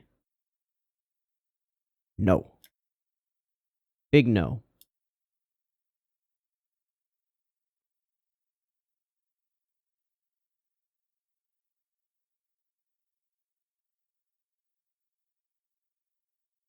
I want to say that Momo was used as an emotional anchor for a lot of these scenes. And by anchor, I don't mean like steady.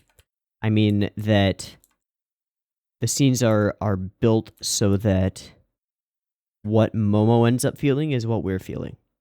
Although she's too young to really understand what's going on. All she understands is big sister Hina is crying. Something is wrong. But the scenes are constructed in such a way that should mirror our emotions. It's really good. Okay. So we get this flashback narration, and it starts getting played as like, how do I put this? Like classic drama tragedy.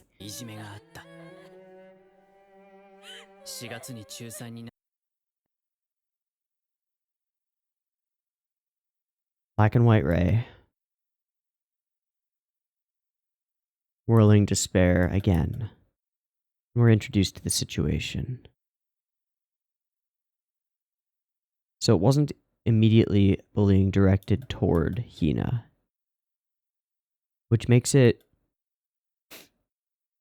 more interesting, I think. We're introduced to this new character.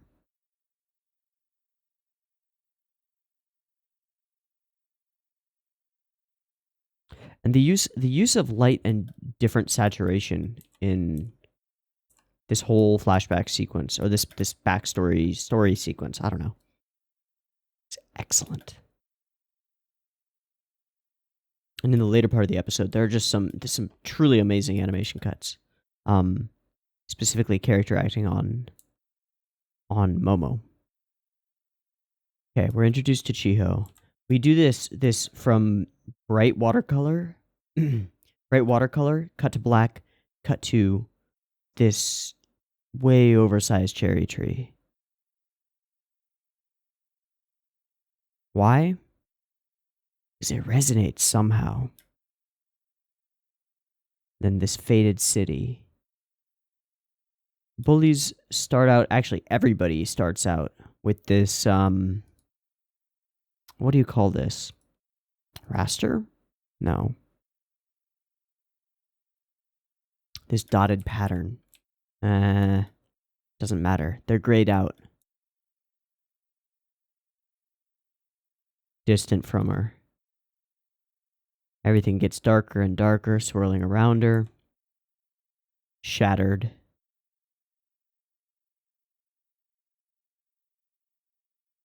Everyone else looks on.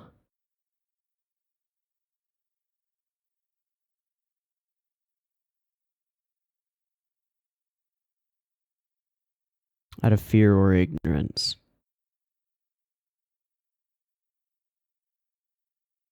Simple self-preservation, even.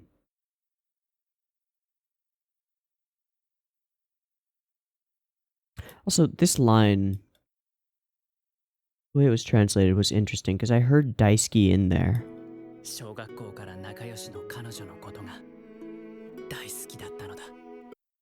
Yeah, I don't think the translation captures the emphasis that Ray put on that.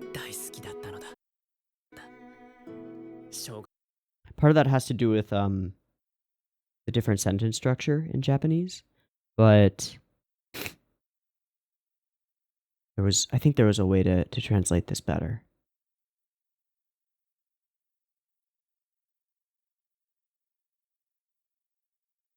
It's tough though. This is the first instance that the kami subs haven't felt quite right to me, from my very surface level understanding of Japanese. Ultra super surface level. Okay, so as soon as Hina sits down, we get these cuts to these characters, the bullies, and they're saturated. They're all looking. Targeted. We start showing the sequence of Hina realizing how far it's going. No, it's not what you think. I volunteered. No, you didn't. Let's go to the authority figures. No, if they find out, it'll get worse. This is the biggest obstacle to preventing bullying. This, and then the bigger obstacle is useless teachers.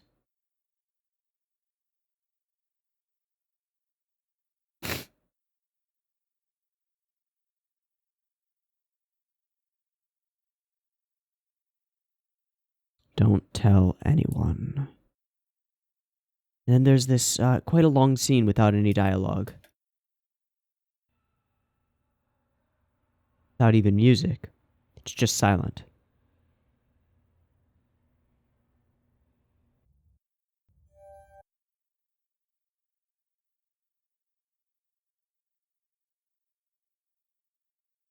Paralyzed. Because Hina doesn't know what to do. There's nothing to do.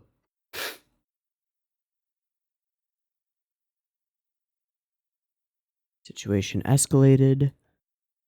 So we see Chiho in the same situation. One shoe stolen, thrown in a toilet, and her bag taken as well.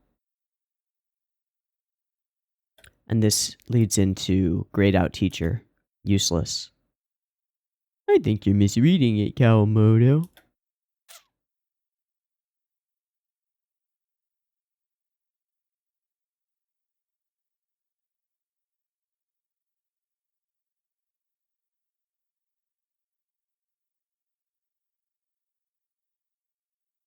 Adults frequently dismiss bullying as harmless pranks.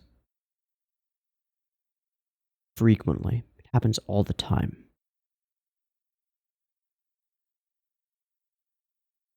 Because it's easier.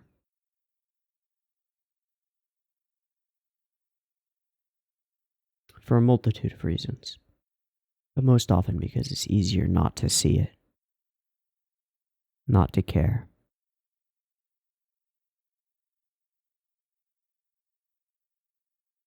And people die because of this. People kill themselves because of this kind of stuff. Children kill themselves because of this kind of stuff. Children buy guns or use their parents' guns and kill other children because of this kind of stuff. Because they feel like there's no out.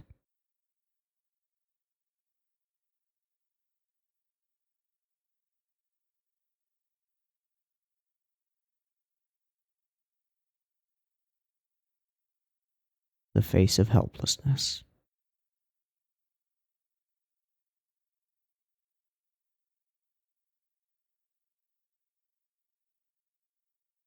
And all of her friends are right. And so wrong. They're all right. If this, then that. If you are hanging out with the target of bullying, you are now a target. But they're wrong.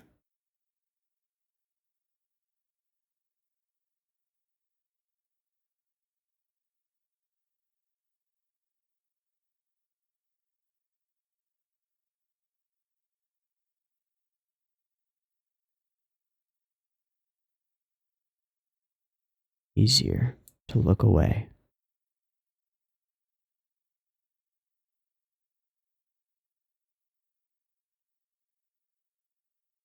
And then she leaves. I want to go back through this because this flower pot is reused repeatedly. Different flower pots, maybe.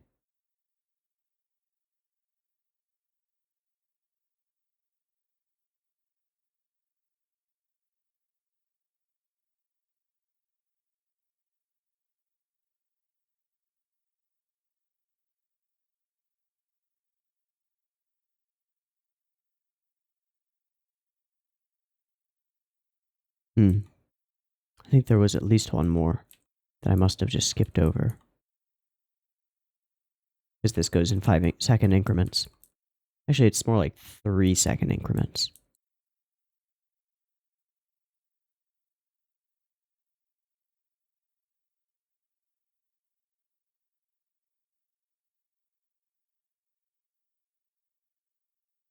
I'm just seeing the daisies. I think they're daisies. These yellow ones. And then the later ones. I thought there was at least one more. I was wondering if there was any symbolic weight to them. I don't think so. Unless they're seasonal flowers and we're showing time passing. Maybe.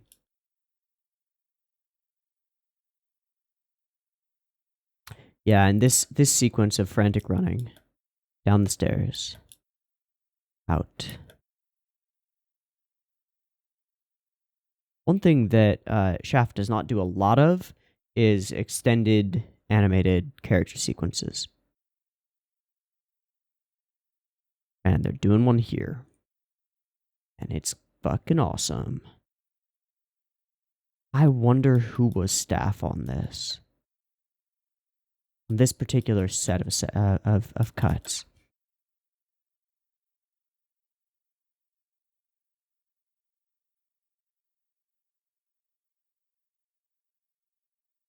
the ball caught up in the ceiling.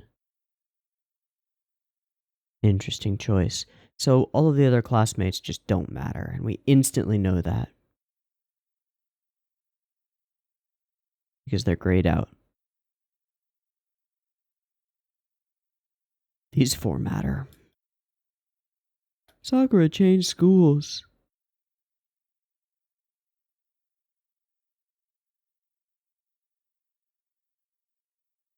He suddenly decided to move, and instantly Hina is... Oh.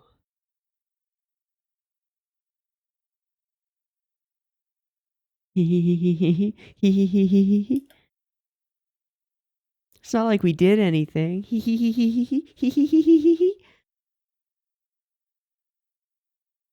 Sick 'em, Hina.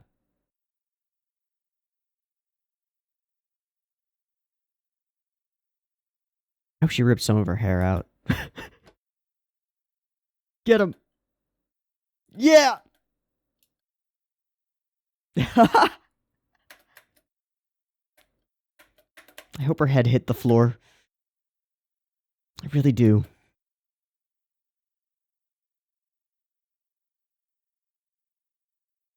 And now she's the target.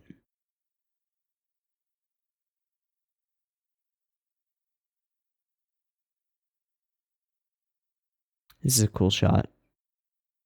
It's as though the floor is the treadmill. Yeah, really cool.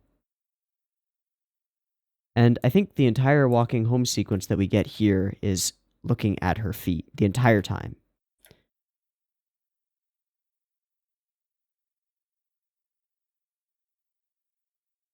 Yep. First time we see anything but her feet.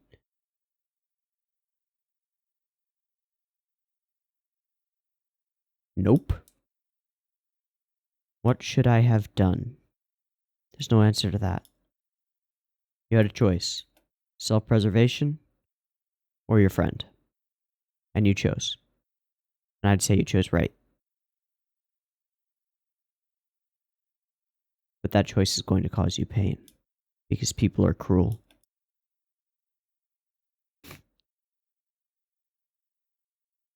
Afraid that she would still get bullied. Afraid that even that wouldn't be an out.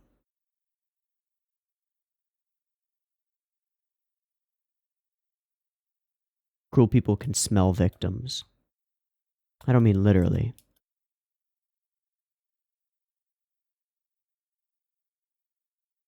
But they can sense targets. They will come after them.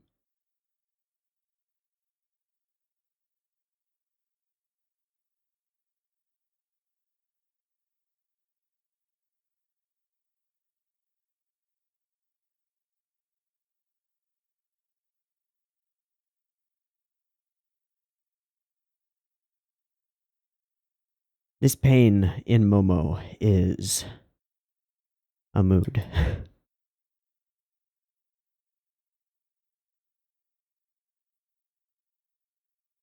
And as before, strength for her family, for her little sister. And she tries to run. She can't contain it.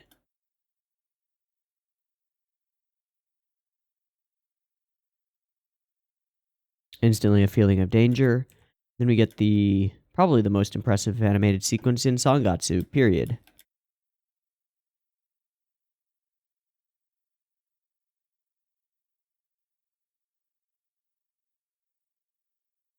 Gray takes off, grayscale, with a bit of purple or pink and green in the background, in the lights.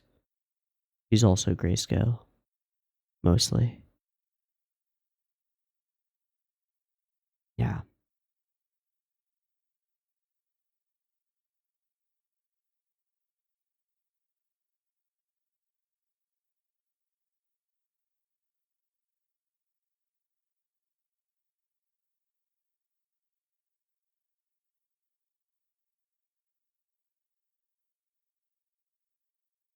The way this chase is shot with the metaphorical animation camera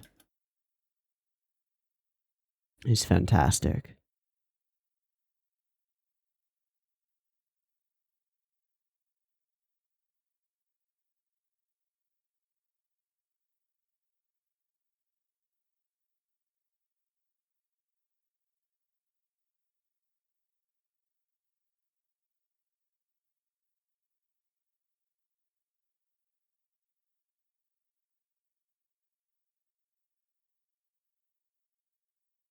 It's done in such a way that we don't really have a feel for where the characters are in space. So there's this constant fear that something is going to go wrong. And then it builds to the bridge, and I thought she was going to fall down the stairs. She does not. Makes it down the stairs okay.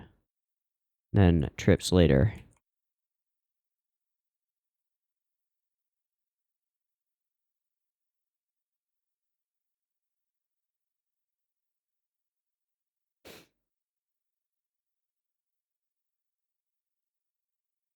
Boom.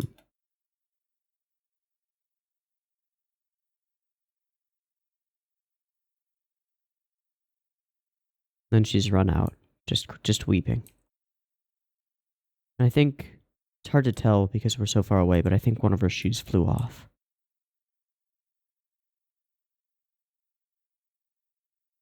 This thing here, I think that's one of her shoes. Doesn't really matter.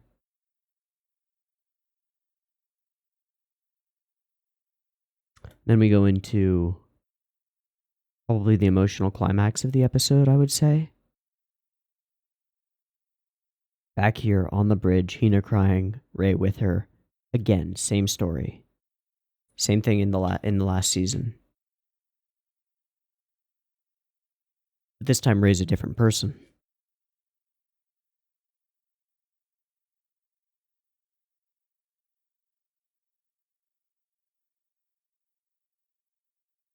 Why? Why did they pretend that they didn't see anything? Or like, if you protect her, they'll target you next. Because people are cruel, and a lot of people understand that people are cruel. And value self-preservation over all else.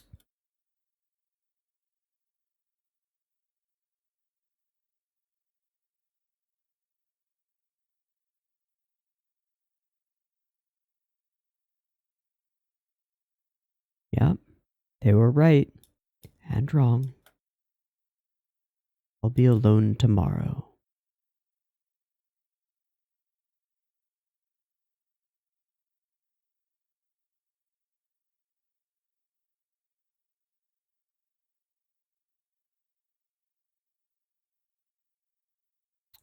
Then we have the savior scene.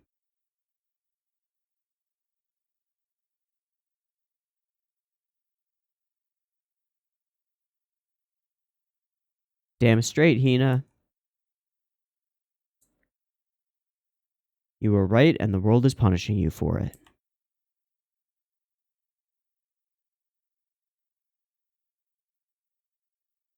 This is really beautiful.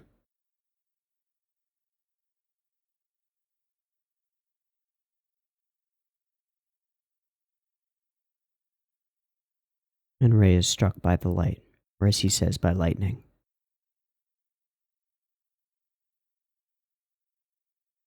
He finally puts it into words. Ah, this shot. As soon as we cut here, find the first frame of it.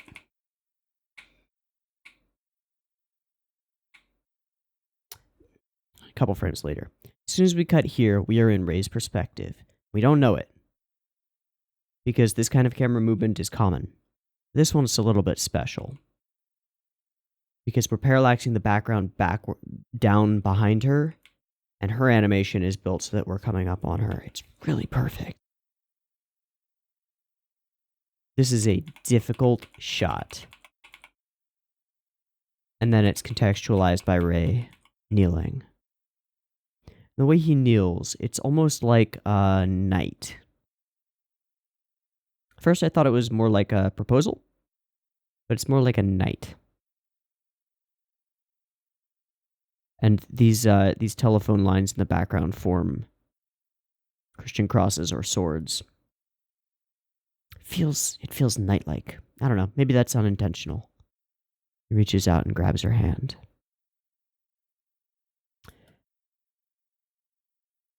And then this scene becomes amazing. It was already amazing, but it takes it up another notch by tying in literally everything else in the entire series thus far. Even after we cut to child, Even after so much time has passed. This is something that didn't happen. This is the Rei in his own head. The Shogi boy. Alone. And it's Hina reaching out to him. This is the second scene that almost made me cry.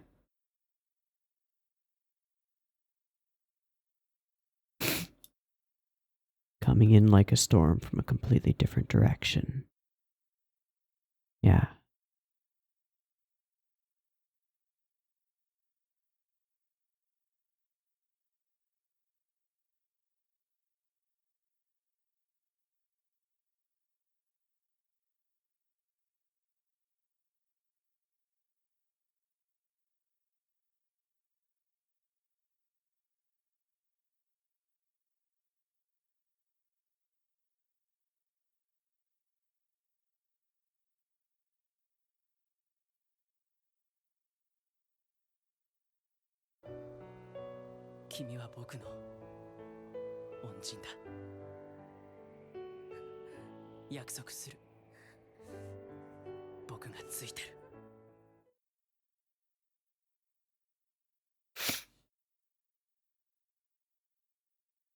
Pitch perfect.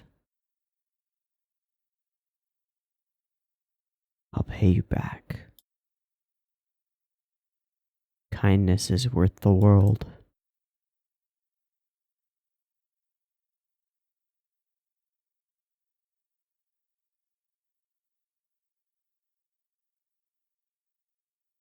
Let's go to the library.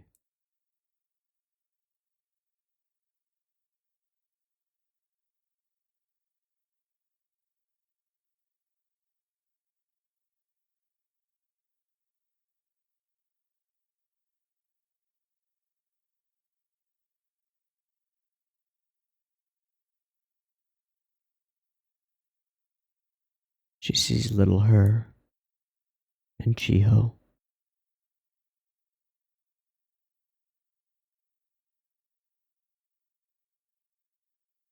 And then he brings back books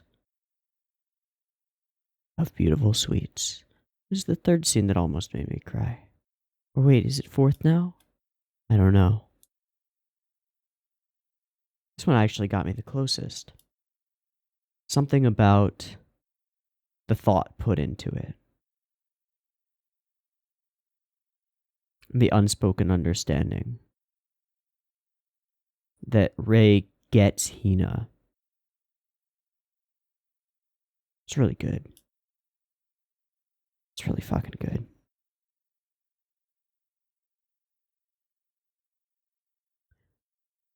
And each of them has their hobby, if you will.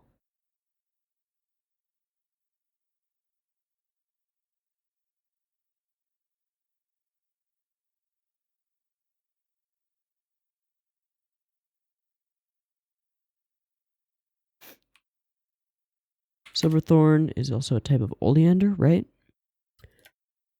Plant.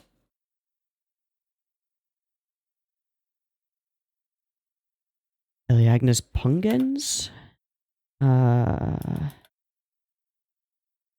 wait, no, we saw it. There we go. Yep. Eleagnus pungens. My bad. Or pungens.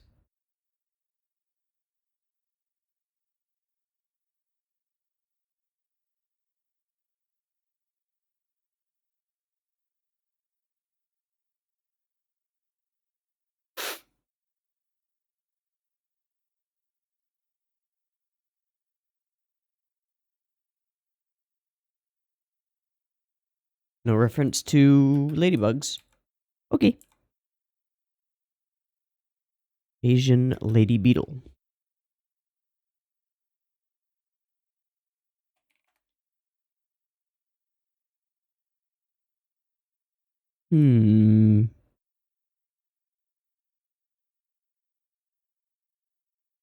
Harlequin, multicolored Asian, or simply Asian lady beetle. Whole bunch of different variants. Oh, so it's a super variable species.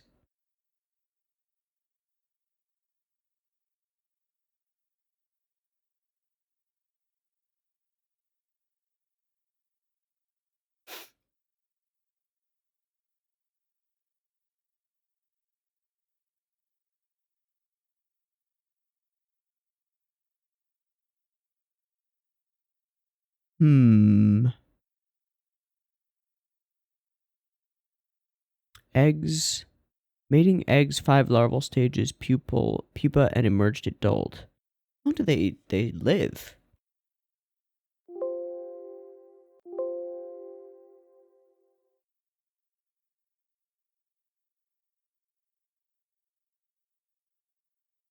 Doesn't say.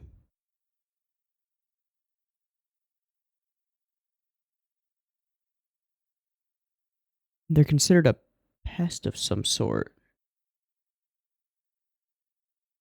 They screw up the grape industry.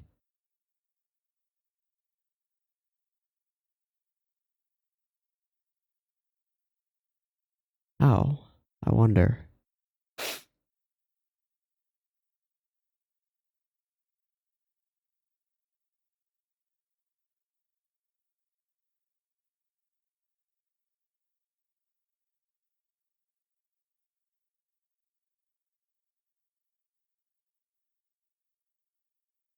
Hmm.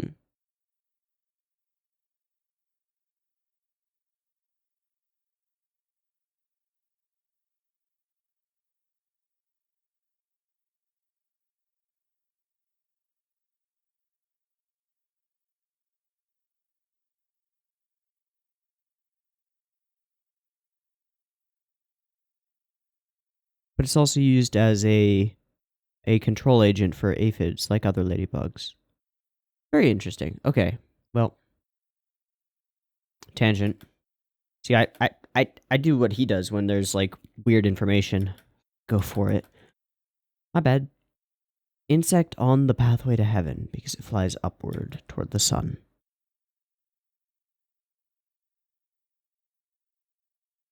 Bam. Let's go take a look. So I have only one gripe with this episode, and I'm gonna have to look it up to see if it's accurate. I don't believe ladybugs have folding wings. That is, this bug puts its wings out, and then they fold. They unfurl. Wings. Not wongs. Wings. Damn it. Lady beetle wings. Oh. Oh, it's not that they're folding wings, it's that they're multiple part wings. Oh, okay, okay. So it's actually kind of right. And they do fold their wings.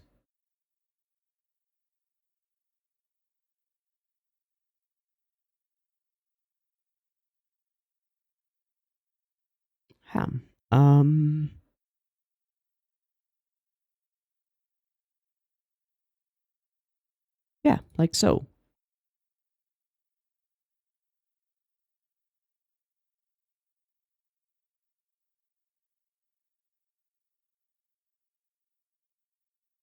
That's really neat.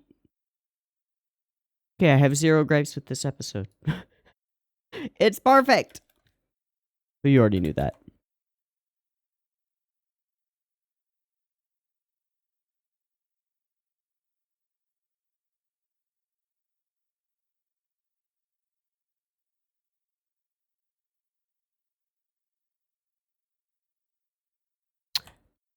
She cries straight through the chapter change.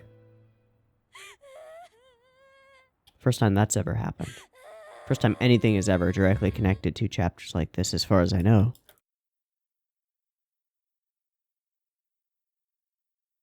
Ah, this sequence. This is where the animation really kicks into gear. This is like Yuasa stuff. This looks like a sequence out of Ping Pong. And it's awesome. Yeah, it's awesome.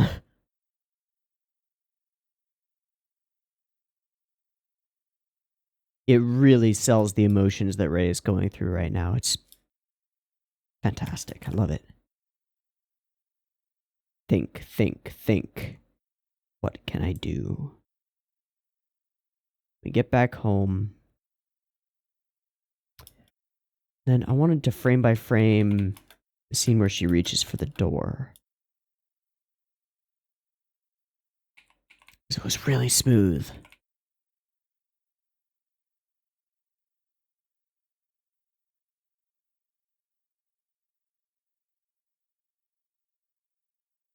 That little turn at the end.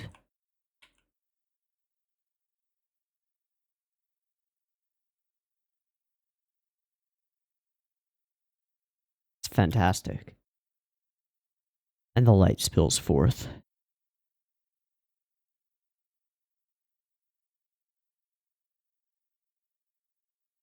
Doctor's orders, dose of cuteness.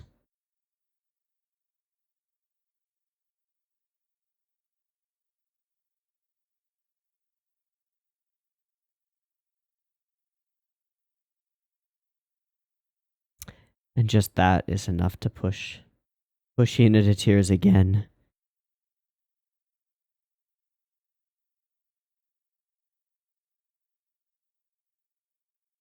A warm dinner. All of Hina's favorite foods. And we see it, and this meal is huge. It's like a banquet. Kari's the best mom. She's not even a mom. And Grandpa's here. And Grandpa is not his usual kind of goofy tsundere self. He's got something to say, and he's gonna say it. Time for the family to impart wisdom. Hina, sit. We gotta talk.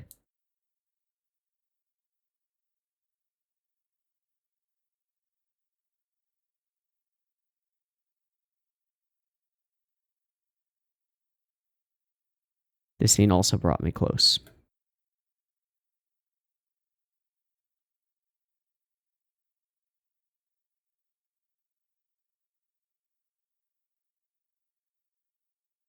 Even I, an old man, understand. Over and over. You did nothing wrong. You did good. I'm proud of you. Be proud of yourself.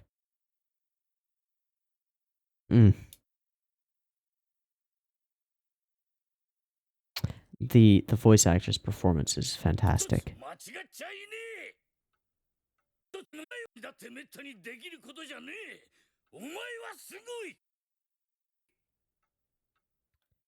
Trying to get through.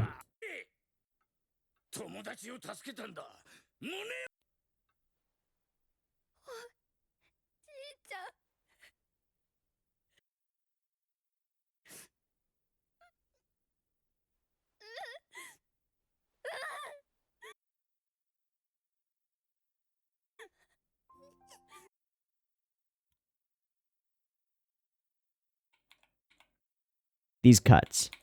There are a couple of cuts of Momo that are just amazing. And this is one of them.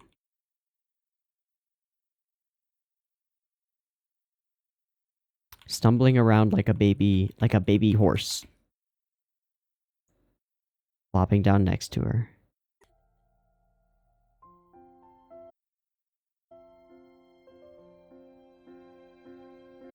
Perfect.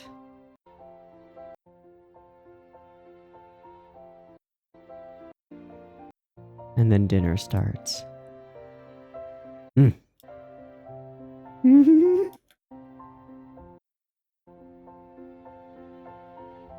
Momo wants to feed one.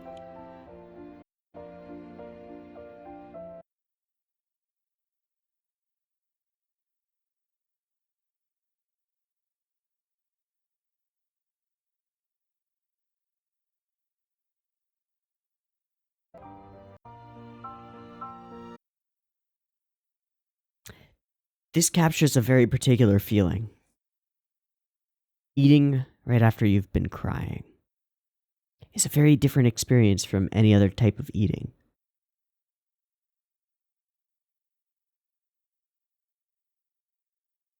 Everything tastes different. I don't know why that is. It's so distinct that it's gotta be like physical. Like activation of the tear ducts. And the whole crying phenomenon changes something about the way you taste and perceive food and chewing. But they capture it here so perfectly. The way she just like takes bites and is sort of sniffing and sort of hiccuping as she's eating, it's perfect. It's just amazing. Really. Picks the rice grain off of her and eats it. So cute.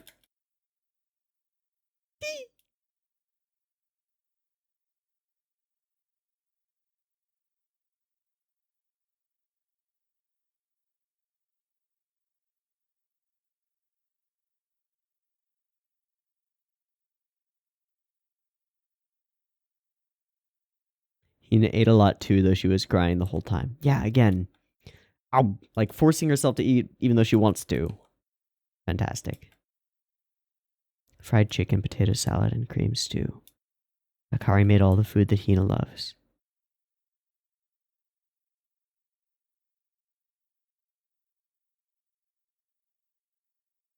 The entire time, I was racking my brain, looking for a solution.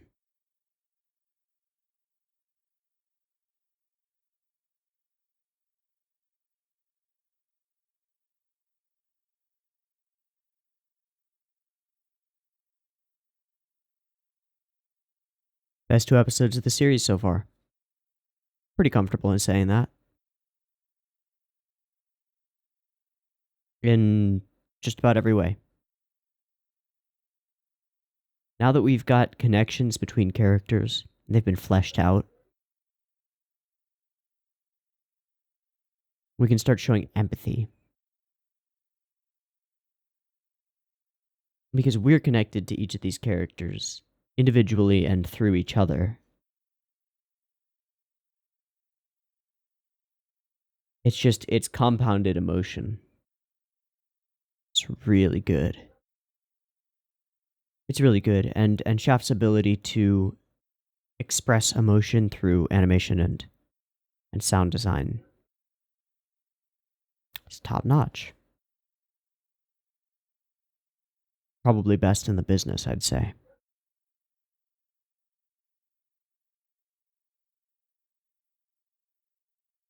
Excellent. Just excellent. So, I figure next episode, based on the preview and just where this is going, Ray's going to come up with something that may or may not work. But he's going to come up with something, some idea. I wonder what it'll be. I really have no clue. Because I don't have an answer to that question. I don't have an answer to bullying. Specific instance or the broad scale thing.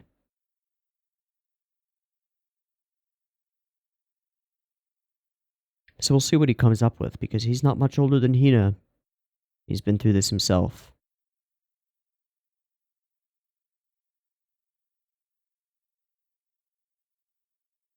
One thing I'm confident in is that it won't be played childishly. It won't be a stupid, ignorant, childish solution like everybody should just be nicer.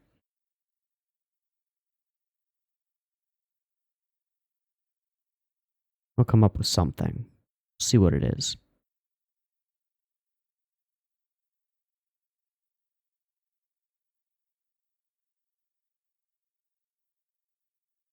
Okay. Let's wrap it up. Going on 2.5 hours of recording time. I've been Teeaboo. This has been Sangatsu. episodes 24 and 25, right? Sorry, 25 and 26. Season 2, episodes 3 and 4. I hope you've enjoyed them as much as I have. If you liked this video, go ahead and do that. If you hated it, go ahead and give it a thumbs down. I doubt you're still watching. If you're not subbed and you want more like it, you can do that, and then you'll get it. And if you are subbed and you're not getting my videos, maybe the bell can help you. Maybe. If you really liked this content, or want to support this guy, or want next week's Sangatsu reaction a week early, you can get all of those things at patreon.com/Teeaboo. Along with Discord access and ability to vote in polls, so check that out if you want it. Anyway, again, me Teeaboo, this Sangatsu. I hope to see you next week in the next one. Peace.